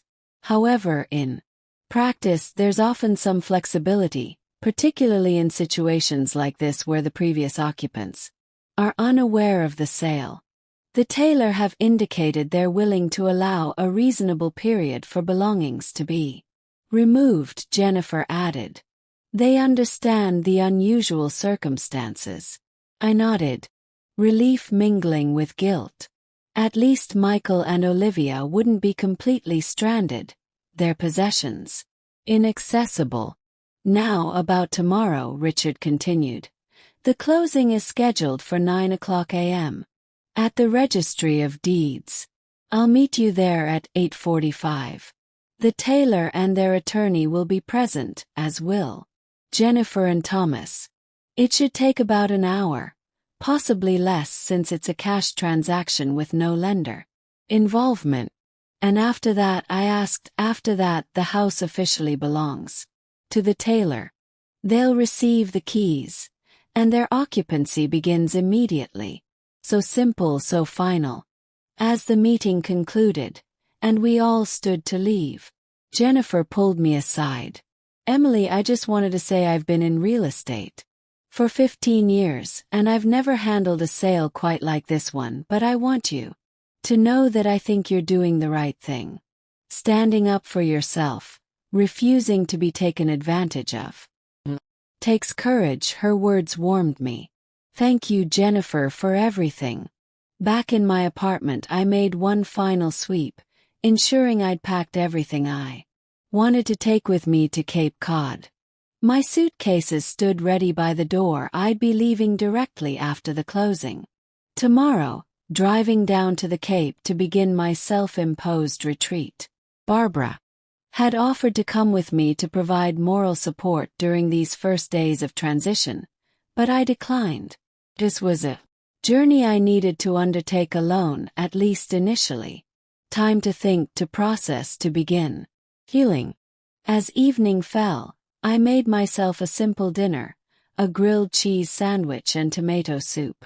Comfort food from my childhood, and ate on the balcony, watching the harbor lights twinkle in the distance. My phone chimed with a text message. Michael again. Heading to the airport soon. Can't wait. Be home. Lily keeps asking when she'll see her grandma next. Dinner tomorrow, 7 p.m. I stared at the message, a complex mix of emotions washing over me. Lily, my sweet granddaughter, innocent in all of this. I hadn't allowed myself to think too deeply about how my actions would affect her, how they might limit my access to her in the future. No, I reminded myself. This wasn't about Lily. This was about setting boundaries with Michael and Olivia. And if they chose to use Lily as a pawn to restrict my relationship with her in retaliation, well, that would only confirm I'd made the right decision. Still, the mention of her sent a pang through my heart. Would she understand why Grandma wasn't coming over anymore? Would Michael and Olivia poison her against me? Left the message unanswered, set my phone aside, and focused on the horizon. Tomorrow would bring its own challenges, its own emotions. Tonight I would allow myself this moment of peace before the storm. After dinner, I prepared for bed, following my usual nighttime routine with deliberate care, washing my face, applying the moisturizer Barbara had given me for Christmas, setting out my clothes for the morning. The outfit I'd chosen for the closing wasn't my business armor, but something else entirely. A simple teal dress I'd bought years ago, but rarely worn because Olivia had once commented that the color washed me out. It was comfortable, elegant in its simplicity, and most importantly, it was something I'd chosen for myself, not to please anyone else. As I lay in bed, waiting for sleep to come, I thought about the note I'd prepared to leave on the door tomorrow. Not a letter of explanation or apology, just a simple statement of fact. This property has been sold. New owners, James and Rebecca Taylor. All inquiries should be directed to Richard Martinez, attorney at law. Clear, direct, final. I'd also written a second, more personal note that I debated leaving inside the house for Michael to find. In the end, I decided against it. There was nothing I could say in a note that would adequately explain my actions or feelings. Some conversations needed to happen face to face if they happened at. Tomorrow I would close this chapter of my life. The house would no longer be mine, and Michael and Olivia would face the consequences of their actions. Whether those consequences led to growth or bitterness was up to them. As for me, I was already growing, already changing. For the first time in years, I was putting myself first.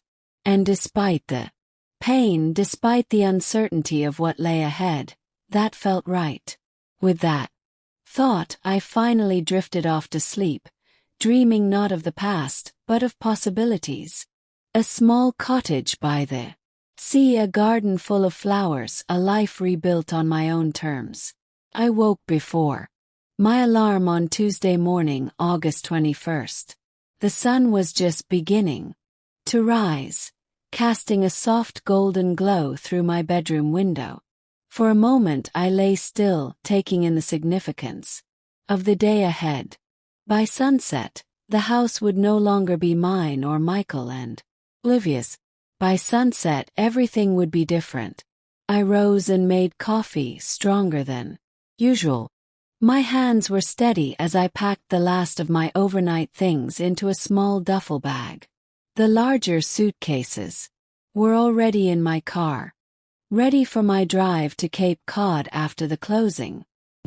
Precisely 8:30 a.m., I left my apartment for the last time. I'd given notice to my landlord the previous week. My lease would officially end at the end of the month. After my stay on the Cape, I planned to find a smaller place closer to the water, something just for me, a fresh start. Richard was waiting outside the registry of deeds when I arrived, his familiar figure standing tall in a well-tailored gray suit. "Good morning, Emily," he greeted me warmly. "Ready for this?" "As ready as I'll ever be," I replied, adjusting my teal dress. I decided against jewelry this morning. Except for my wedding ring, the one thing I never removed. Robert might have been gone for 12 years, but his presence still gave me strength on days like today. Inside, Jennifer Wong was already seated at a large conference table with the tailor and their attorney, a young woman whose name I didn't catch in the flurry of introductions. Thomas Chen from the title company arrived moments later, his arms full of folders. "We have all the documents prepared," he announced, distributing packets to everyone at the table. "Once we've reviewed and signed everything, I'll take the deed to be recorded and the property will officially transfer." The next hour passed in a blur of signatures and initials. Sign my name dozens of times, formally relinquishing ownership of the house I had helped my son buy, the house that had become a symbol of my exploitation rather than my love.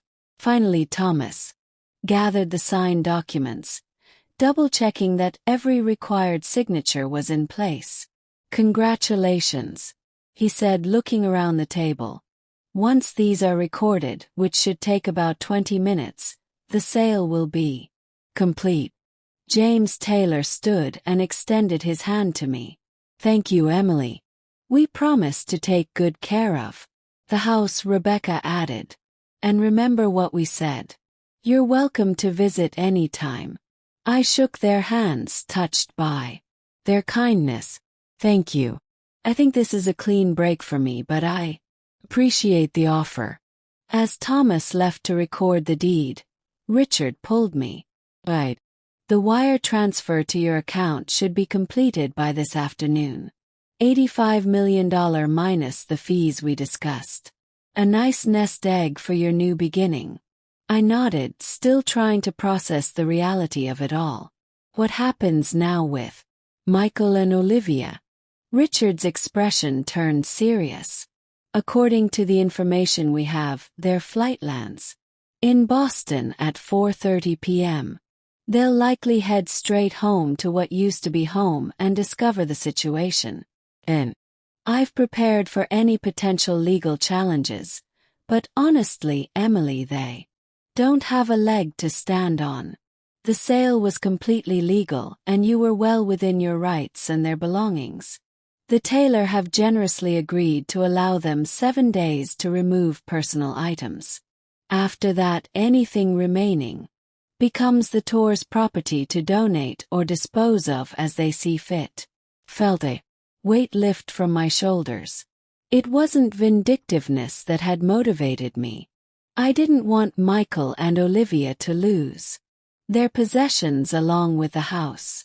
I just wanted them to understand that actions have consequences, that relationships require reciprocity. Thank you, Richard, for everything. He smiled warmly. You're a remarkable woman, Emily Smith. It's been my privilege to help you reclaim your power. As we said our goodbyes and I prepared to leave, Jennifer handed me a small envelope. The tailor asked me to give you this, she said. They said to open it when you reached the Cape. Curious, I slipped the envelope into my purse, thanked Jennifer for her help and walked out of the registry building into the bright August sunshine, a woman with no mortgage to pay, no house to maintain, and no financial ties to those who had taken advantage of her generosity for far too long. Freedom felt like sunshine on my face after years in shadow. The drive to Cape Cod took longer than expected due to summer tourist traffic, but I didn't mind. I rolled down the windows, turned up the radio, and sang along to oldie stations, feeling lighter with each mile that stretched between me and Boston. I'd rented a small cottage in Wellfleet for a month, a charming place with weathered cedar shingles and a deck overlooking the bay. As I pulled into the gravel driveway around 2:00 p.m., I felt a sense of rightness, as if this was exactly where I needed to be. The cottage owner, a friendly woman named Carol, met me with the keys and a brief tour. The space was perfect, cozy, but not cramped, with large windows that flooded the rooms with light and caught the sea breeze. There's a path down to the beach just behind the cottage, Carol pointed out. And town is about a mile that way if you want to walk in for dinner or groceries. After she left, I unpacked my essentials and made myself a cup of tea. Taking it out to the deck, I settled into an Adirondack chair and finally opened the envelope Jennifer had given me. Inside was a card with a watercolor painting of Cape Cod on the front. I opened it to find a handwritten note. Dear Emily, we wanted you to know how much your courage has inspired us. Starting over isn't easy at any age, but you've shown that it's never too late to stand up for yourself and demand respect. The house will always carry your spirit, the love you put into it, even if that love wasn't properly valued by others. We promise to fill it with the kindness and appreciation it deserves. If you ever want to visit, our door is always open to you. In the meantime, please accept our small gift to help you create new memories in your fresh start. Warmly, Rebecca and James Taylor. Beneath their signatures was a gift certificate for a local art gallery in Wellfleet, a generous amount that would allow me to select a piece for my new home, wherever that might eventually be. Tears welled in my eyes, not of sadness but of gratitude. These strangers had shown me more understanding and respect in our brief acquaintance than my own son and daughter-in-law had in years. I carefully returned the card to its envelope, promising myself I would visit the gallery soon. For now, though, I was content to sit on the deck, watching seagulls wheel overhead and small boats bob in the distance, letting the rhythm of the waves soothe my soul. My phone, which I'd placed on the small table beside me, buzzed with a text message. Barbara checking in. All done at the registry. How are you feeling? Smiled, appreciating her thoughtfulness. All done. I'm at the cottage in Wellfleet now. It's perfect. Feeling peaceful. Replied almost immediately. Peaceful is good. The calm after the storm. Or maybe before the next one when they find out. I hadn't allowed myself to think too much about what was happening in Boston. Michael and Olivia's flight would be landing soon. They would take an Uber home, suitcases full of cruise souvenirs, heads full of sun-drenched memories, and find themselves locked out of a house that was no longer theirs. Whatever happens next is up to them, I texted back. I've done what I needed to do for me. Barbara's response made me male. Damn right you have. Now enjoy that ocean view and don't look back. Set my phone aside, determined to follow her advice. The past was behind me. Future uncertain but full of possibility lay ahead. And the present moment, this peaceful afternoon by the sea, was a gift I intended to savor. I spent the remainder of the afternoon exploring my temporary home in the surrounding area. The cottage was even more charming than the photos had suggested, rustic yet comfortable, with quirky touches like a collection of antique glass bottles on the windowsills that caught the light in blues and greens, casting colored shadows across the wooden floors. Around 6:00 p.m., I walked the mile into town to find dinner. Wellfleet was bustling with summer visitors, its main street lined with art galleries, small shops, and seafood restaurants. I chose a casual place with outdoor seating and ordered oysters, a Cape Cod specialty, in a glass of white wine. As I sat there watching people stroll by, I realized it had been years since I'd dined alone by choice rather than circumstance. After Robert died, I'd avoided restaurants, finding the sight of couples and families too painful a reminder of what I'd lost. Then, as Michael grew up and started his own family, I'd been the third wheel, the extra place setting at their table, the afterthought invitation. But tonight I wasn't lonely. I was independent. There's a profound difference. I savored each oyster, each sip of wine, each moment of being exactly where I wanted to be, doing exactly what I wanted to do. No one to please but myself. My phone, which I'd silenced during dinner, buzzed persistently in my purse. I ignored it until I'd finished eating, paid the bill, and started the walk back to the cottage. Only then, halfway down the darkening beach path, did I pull it out to check. 15 missed calls, 23 text messages, 2 voicemails. Michael, Olivia, Richard, Sarah, even Charlotte Weber had called. They knew. I took a deep breath, the salty air filling my lungs, and continued walking toward the cottage. The messages could wait. Wasn't going to let this moment, this peaceful evening by the sea, be tainted by anger or accusations. Once inside, I changed into comfortable clothes, made a cup of chamomile tea, and finally settled on the deck to deal with the barrage of communication. I started with Richard's text. They've contacted me as expected. I've explained the situation clearly. Call when you can, but no rush. Everything is under control. Then Sarah, Michael called me in a complete state. What did you do? Emily, call me. I ignored that one for now. Barbara had texted too. Has officially hit the fan. Michael called looking for you. Play dumb. Call me if you need moral support. And there were Michael's messages. A progression from confusion to disbelief to anger. Mom, there's some kind of mistake. We can't get into the house. Call me ASAP. What's going on? There's a note saying the house was sold. This isn't funny. Just talk to Richard. Is this for real? You sold our house. Oh. Me right now. I can't believe you would do this after everything we've done for you. That last one made me laugh out loud. Everything they'd done for me. The sheer audacity of it was almost impressive.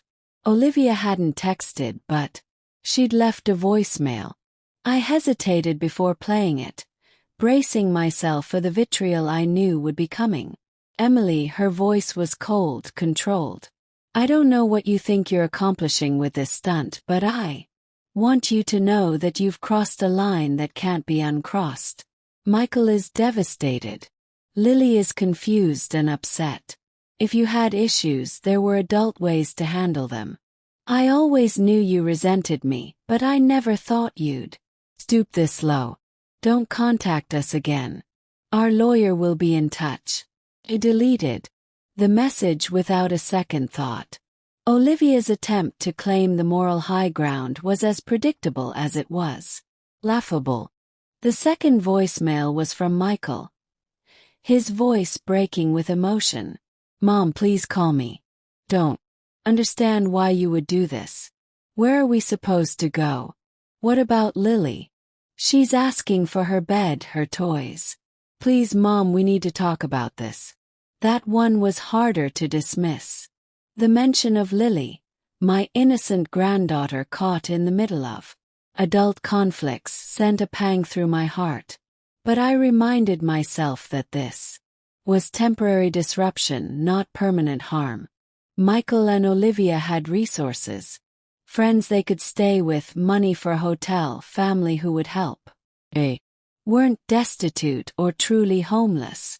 They were simply experiencing the consequences of their actions for perhaps the first time in their adult lives. I decided to respond only to Richard, sending a brief text. Thanks for handling things. I'm fine. Enjoying the Cape. We'll call tomorrow. And I silenced my phone, set it aside, and returned my attention to the night sky. The sound of waves breaking on the shore. The taste of chamomile on my tongue. Tomorrow would be soon enough to deal with the aftermath. Tonight was still mine. I slept soundly that night, lulled by the rhythmic sound of waves and the knowledge that I had finally taken control of my own life. When I woke, the sun was already high in the sky, streaming through the cottage windows. After a leisurely breakfast on the deck, fresh bread from a local bakery, ripe peaches and coffee, I steeled myself to check my phone. More missed calls, more messages, but a new name caught my eye. Jennifer Wong. Emily, just want to let you know that Michael and Olivia showed up at our office this morning, demanding to know where you are. We didn't disclose your location. Course the tailor have allowed them to begin removing personal belongings today with supervision. Thought you should know. I appreciated Jennifer's discretion and the update on the situation. At least Michael and Olivia would be able to retrieve their things, which was more consideration than they'd shown me when they'd left me standing at that cruise terminal. Next, I called Richard, who answered on the first ring. Emily, good morning. I was hoping you'd call. I'm sorry I didn't get back to you last night, I said. I needed some time to process everything. Completely understandable. You've been through a lot. How bad is it? He asked, bracing myself for the answer. Richard chuckled softly. Well, I've had more pleasant meetings. I'll say that. Michael and Olivia arrived at my office first thing this morning with Charlotte Weber in tow. They're threatening legal action. Of course, though Weber knows they don't have a case. It's more bluster than substance. What kind of legal action? They're claiming coercion, fraud, undue influence, throwing everything at the wall to see what sticks. But the facts are clear. We're the legal co-owner. You had every right to sell, and all proper procedures were followed. They're just angry and looking for someone to blame besides themselves. I sighed, gazing out at the ocean. I never wanted it to come to this, Richard. I just wanted them to understand that they couldn't keep taking from me while excluding me from their lives. I know, Emily. And for what it's worth, I think Michael is beginning to realize that Olivia is another story. She spent most of the meeting trying to portray you as a vindictive, mentally unstable woman acting out of spite. But even Charlotte Weber seemed uncomfortable with that narrative. What happens now?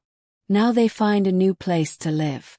The tailor have generously allowed them a week to remove their belongings, but they can't stay in the house. I understand they're temporarily staying with friends.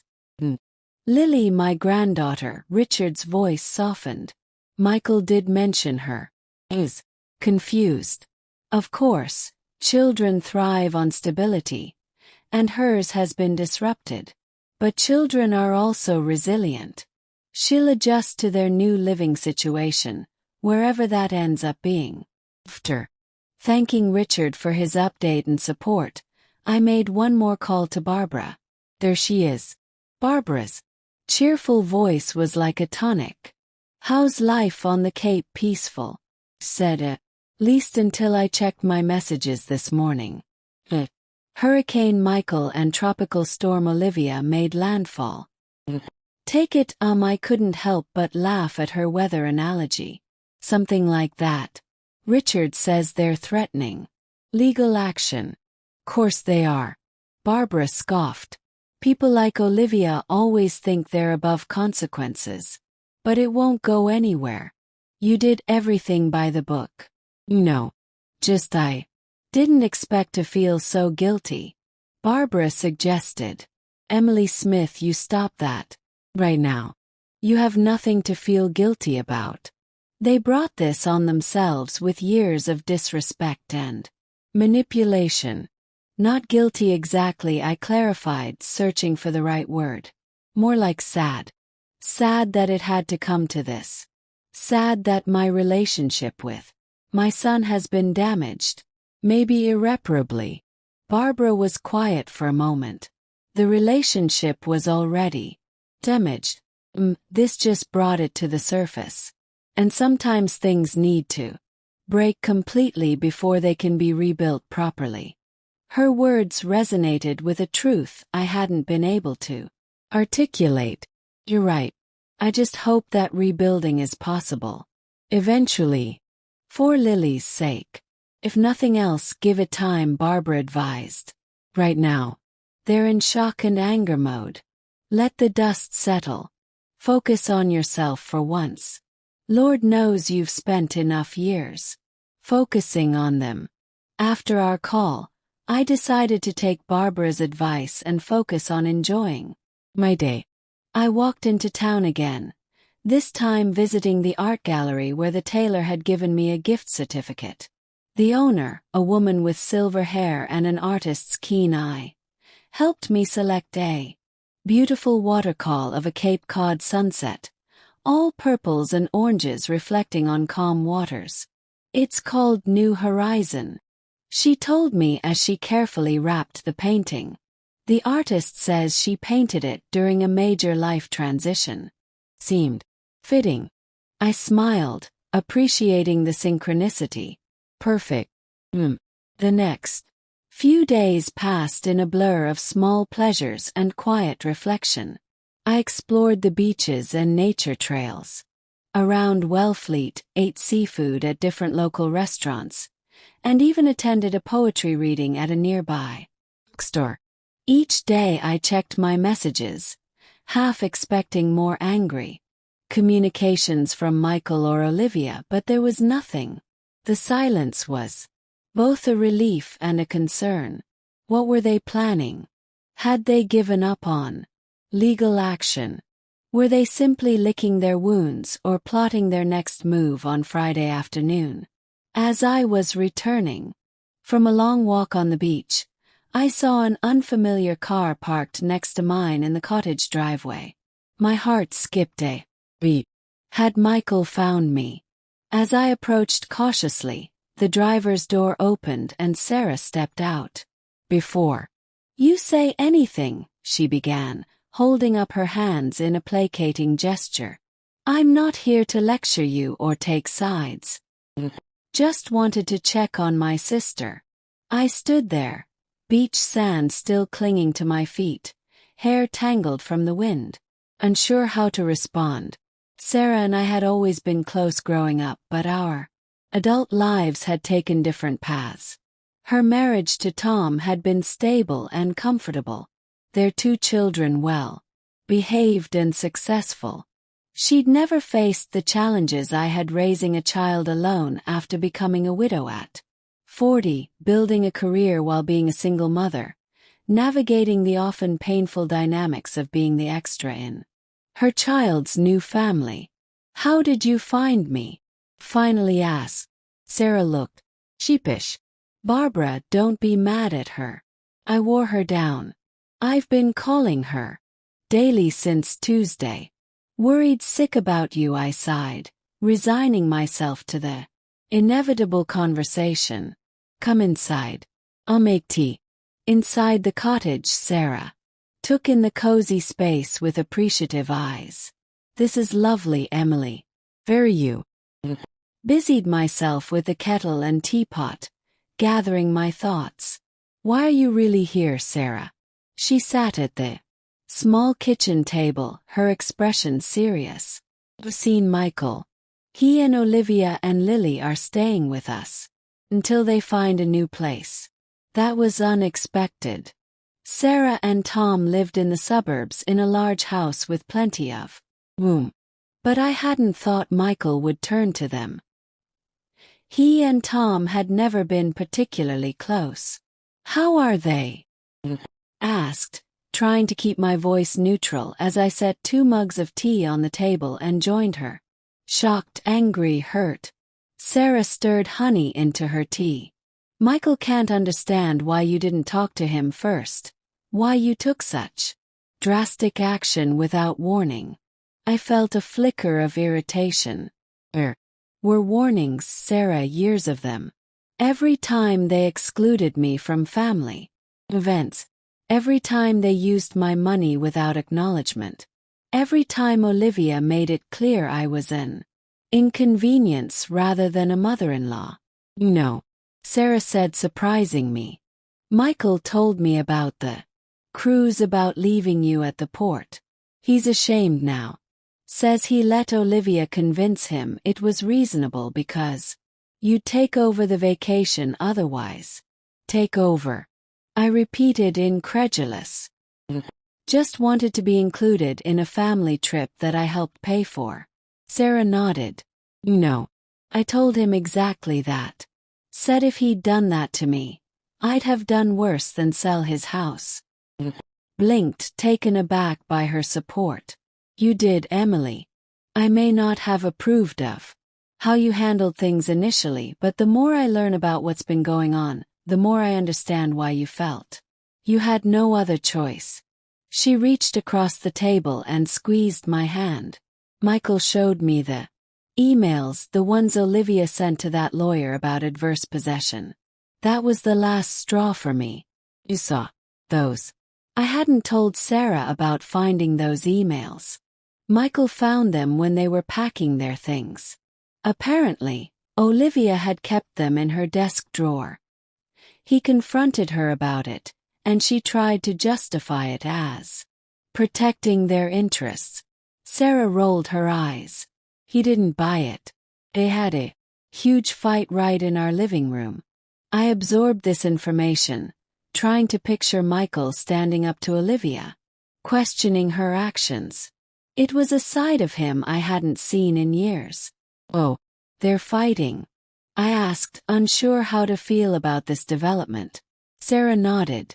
"Olivia is still trying to paint you as the villain in all this, but Michael is starting to see through her manipulation. He found the credit card statement too, with a spa charge. When he asked Olivia about it, she claimed you had offered to pay for spa treatments before the cruise." "That's a lie," I said flatly. "I never offered any such thing." "No. Michael knows too. I think he's seeing Olivia clearly for the first time. And he's not liking what he sees." We talked for hours, the afternoon sun moving across the cottage as Sarah filled me in on everything that had happened since Tuesday. Michael and Olivia had initially stayed in a hotel, but the expense had quickly become unsustainable. When they'd reached out to Olivia's parents for help, they'd been told to figure it out yourselves. Apparently, Olivia's manipulative tendencies were well known to her family, so they'd turned to Sarah and Tom, who had offered their guest room and basement playroom for Lily. The arrangement was meant to be temporary, just until Michael and Olivia found an apartment, but it had already created tension in the household. Olivia expects to be waited on, Sarah confided. She barely helps with meals or cleaning, spends hours on her phone posting cryptic social media updates about betrayal and toxic family dynamics. Tom is ready to throw her out, but we're concerned about Lily. How is Lily handling all this? Yes. Question that had been weighing most heavily on my heart. Sarah's expression softened. She misses her toys, her room. But kids are adaptable. She's actually enjoying the extra attention from her cousins. And Tom set up a swing for her in the backyard. She hesitated, then added, "She asks about you though, wants to know when Grandma's coming back." Tears pricked my eyes.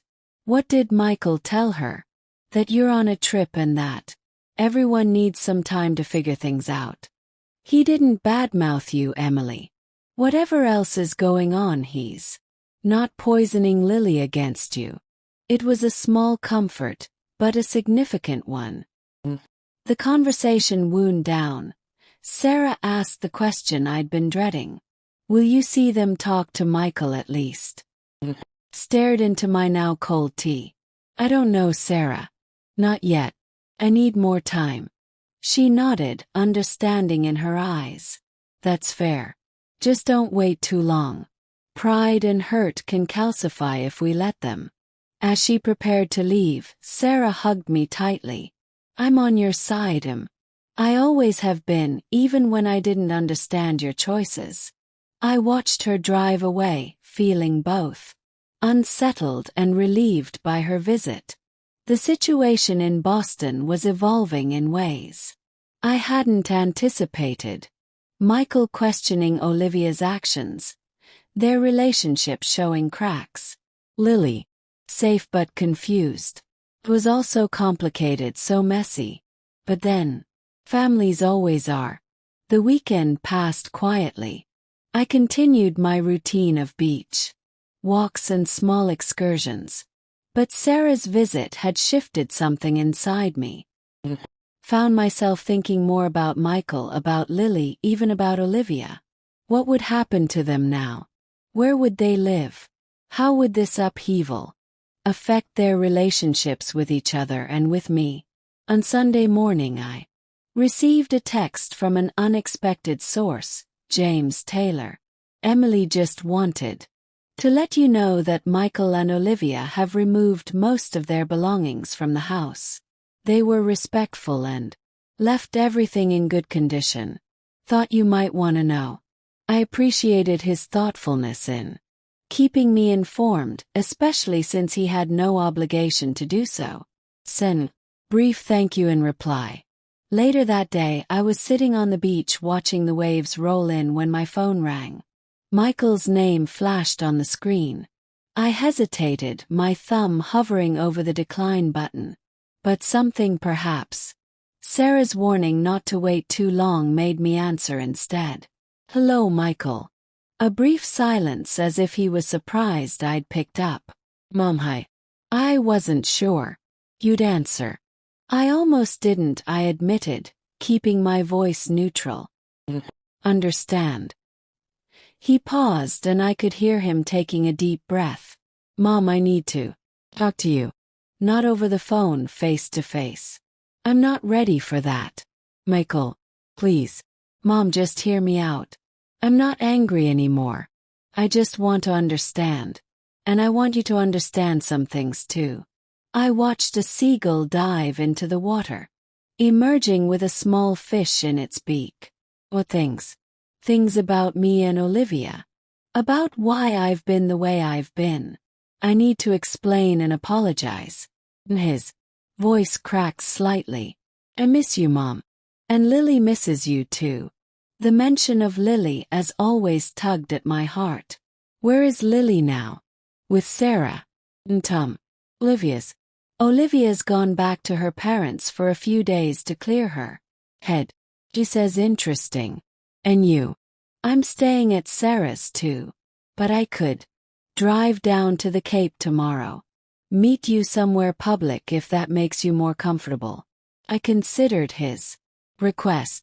Part of me wanted to refuse, to make him wait longer, to let him feel more of the pain and exclusion I had experienced. But another part, the part that had raised him, loved him, taught him to ride a bike and helped him with his math homework, wanted to hear what he had to.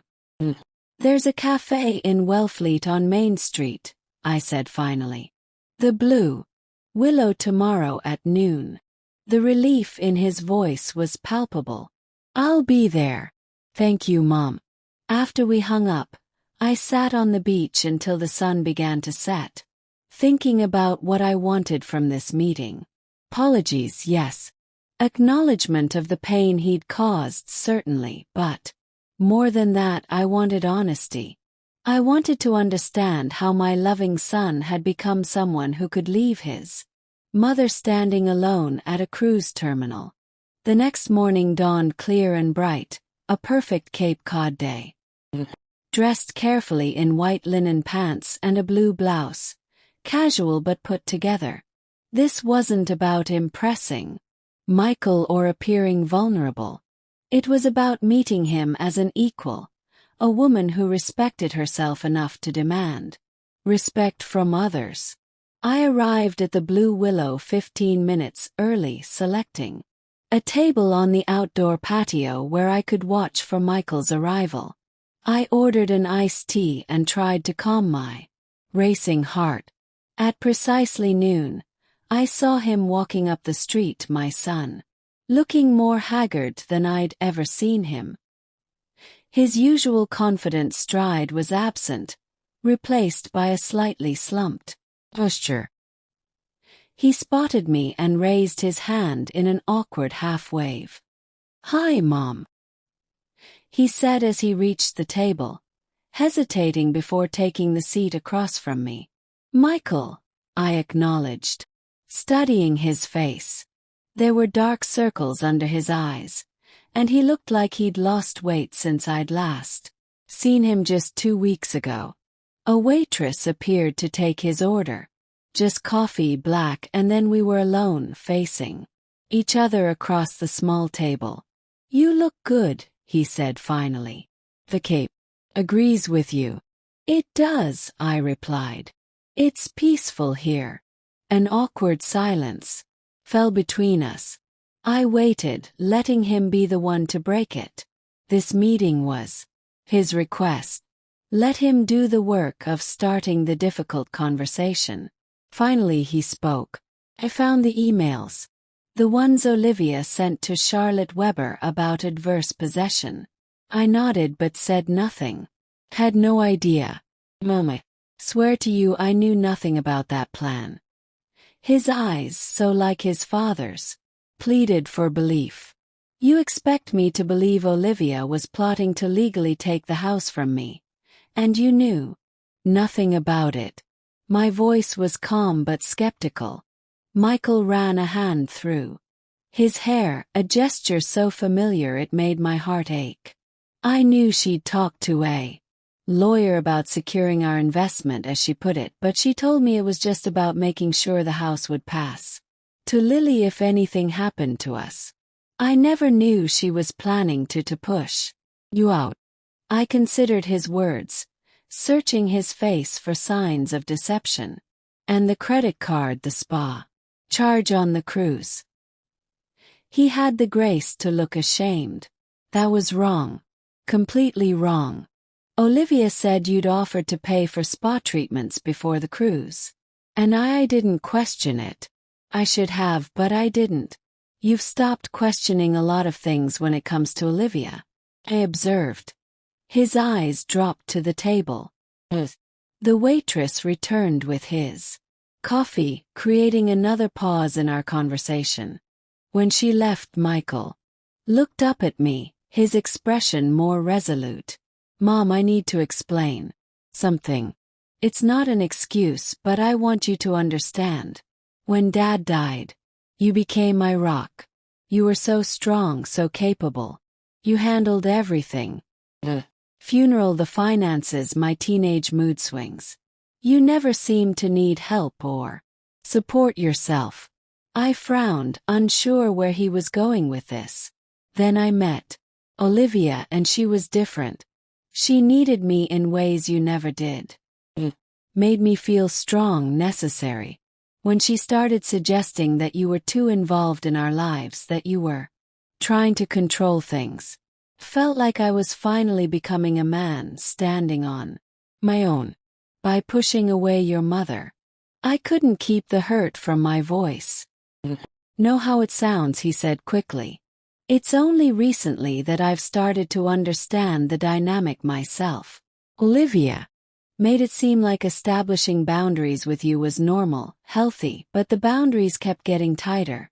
The exclusions more frequent until you left me standing alone at a cruise terminal. I finished for him. He winced.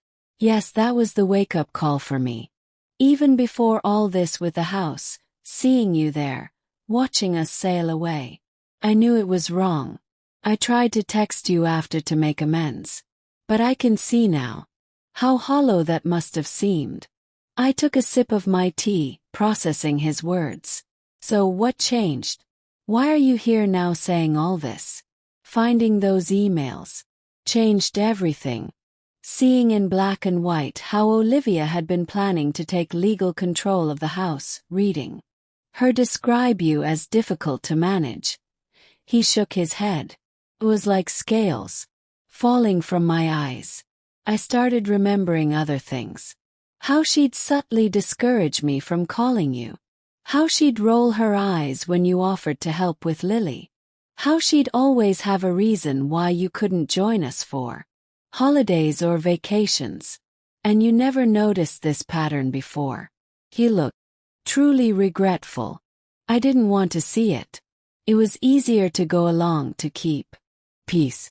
Olivia can be difficult when she doesn't get her way. He nearly laughed at the understatement.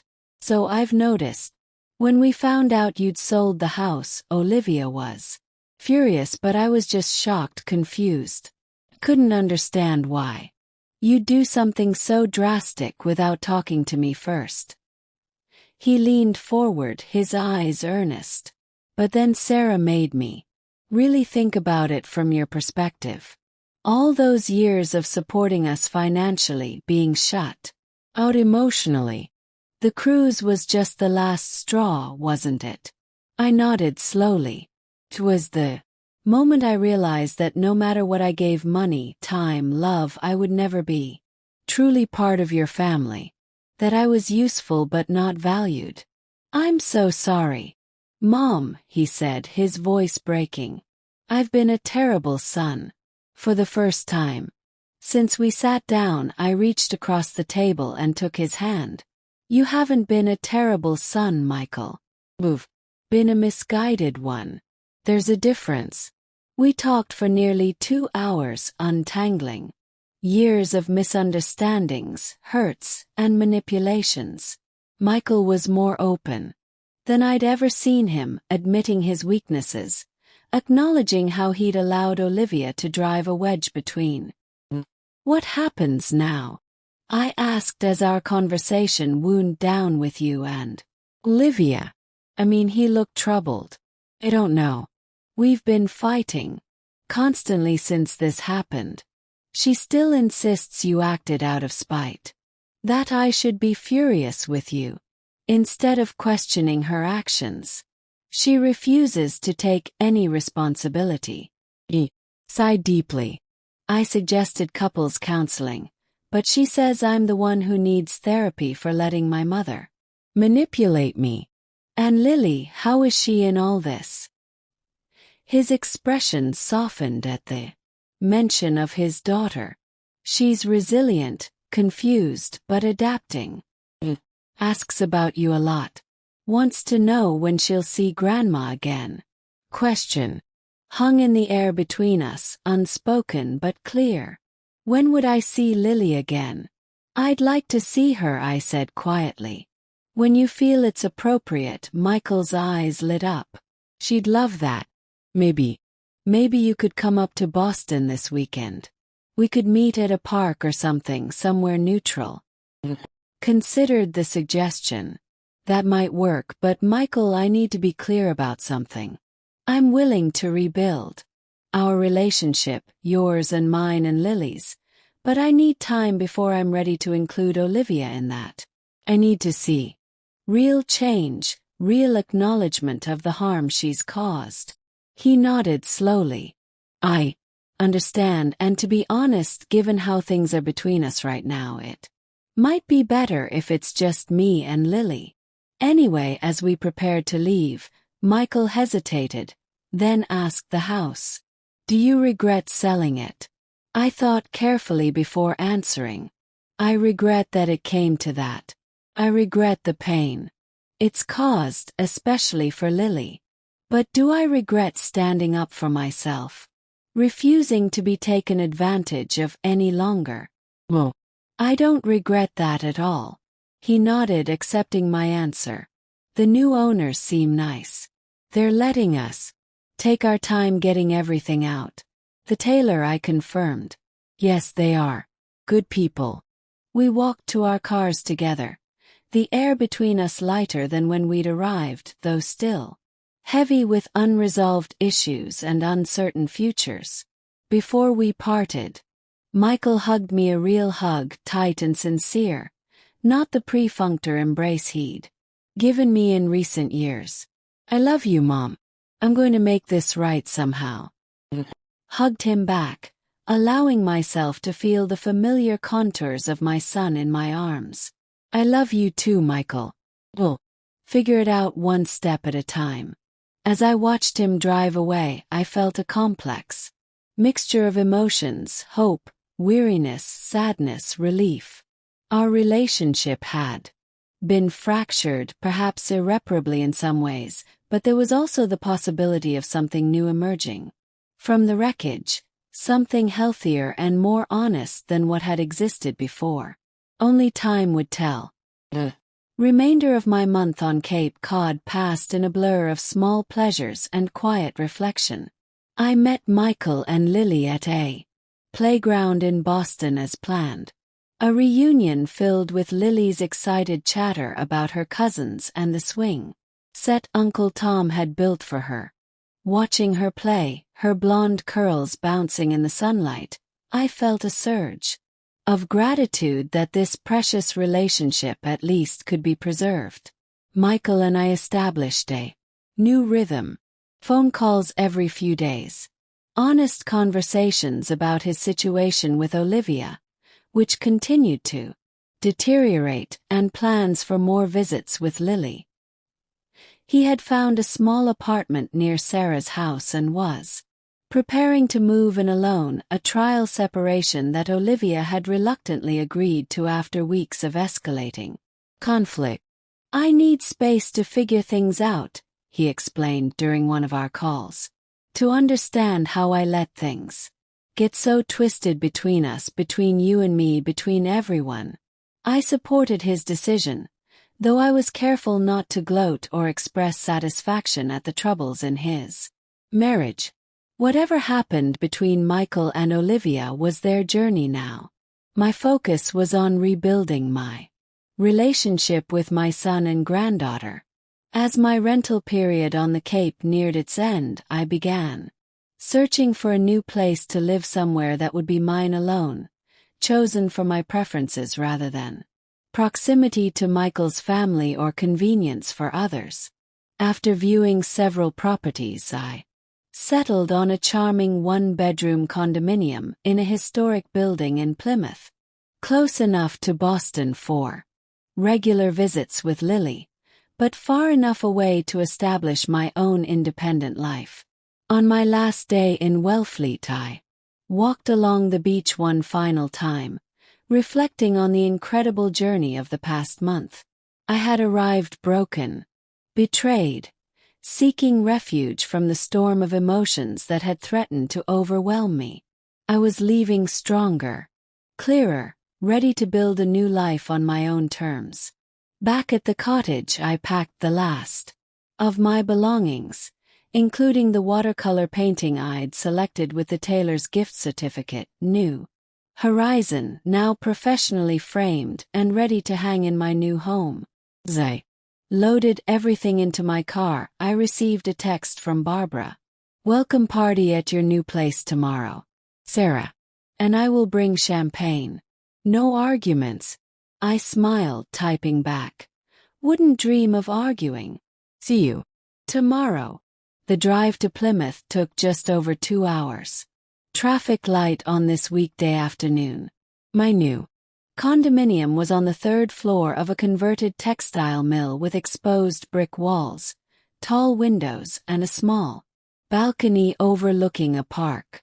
The building had been updated with modern amenities while preserving its historic character, much like I was doing with my own life. I reflected. The moving company had delivered the few pieces of furniture I'd kept from my Boston apartment the day before, arranging them according to my instructions. The space already felt like home, my home, designed for my comfort and happiness rather than anyone else's. Spent that evening unpacking essential items and arranging my small kitchen. Around 8:00 p.m. my phone rang. "Michael.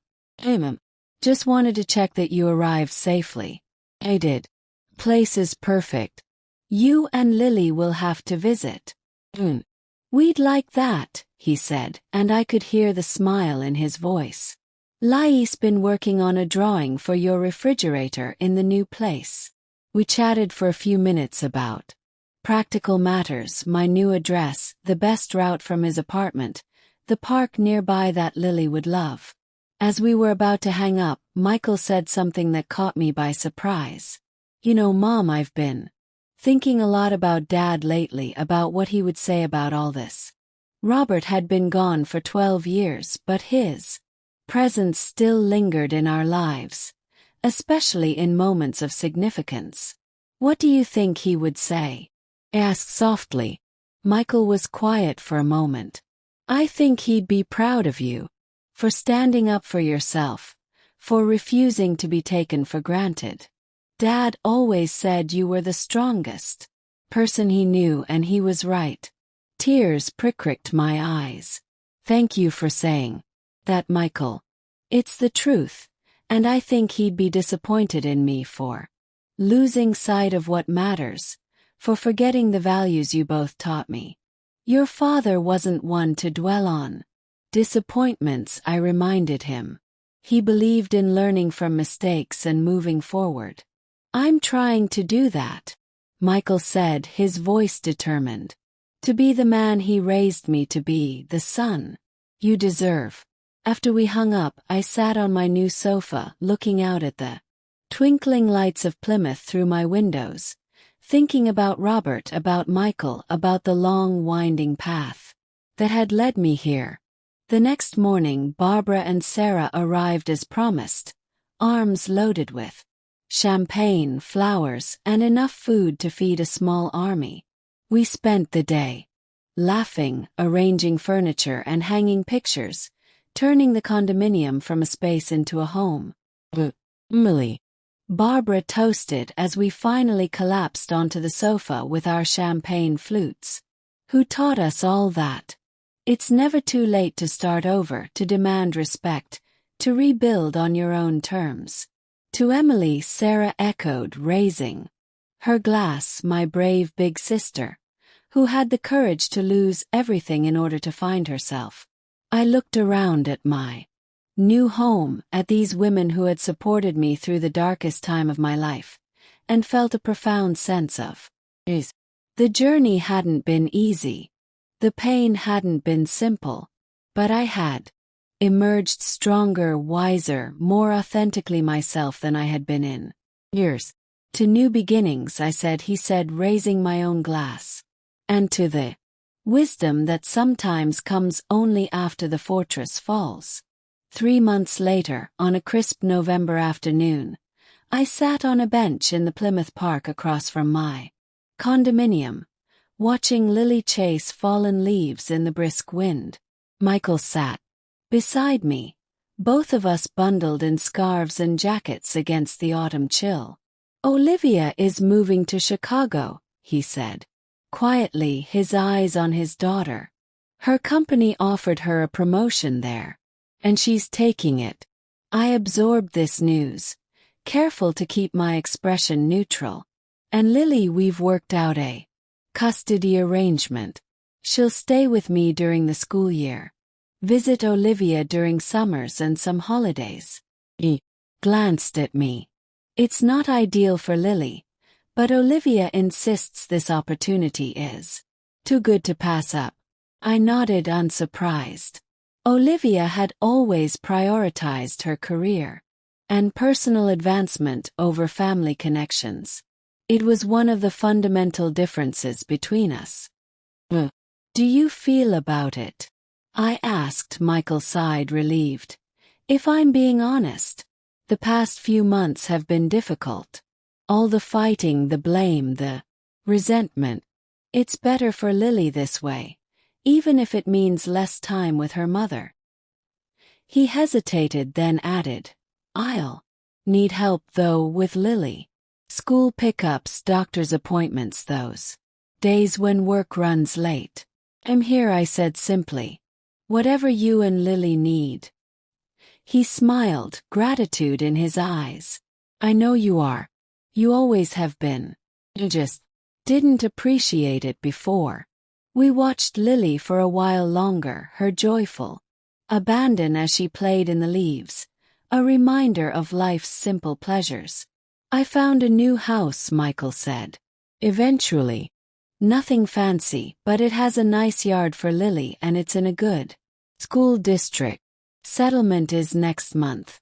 "That's wonderful," I said sincerely. And this time he added with a meaningful look, "I'm doing it on my own. No co-signers, no parental bailouts. It's time I stood on my own 2 feet, financially and otherwise." Squeezed his hand, pride swelling in my heart.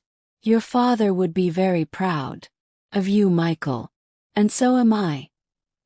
"Grandma, look," Lily called, running toward us with a particularly vibrant red maple leaf. "It's the prettiest one in the whole park." "Certainly is, sweetheart." I agreed, accepting the leaf as the precious gift it was.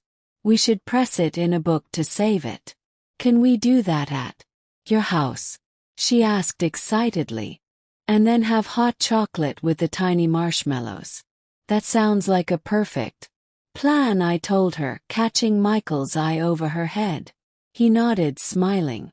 As we walked hand in hand back to my condominium, Lily in the middle, swinging our arms, I felt a deep sense of contentment wash over me.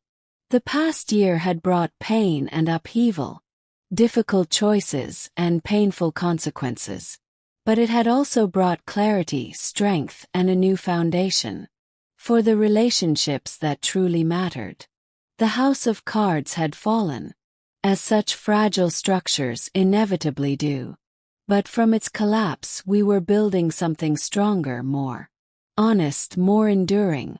Not a house of cards this time, but a home built on mutual respect, clear boundaries, and genuine love. And that made all the difference. The story continues in the next chapter in the next linked video. But first, I need you to subscribe to join the family, as we are looking forward to hit our first 10,000 subscribers target, and feel free to share your story in the comments. You matter, your voice does too.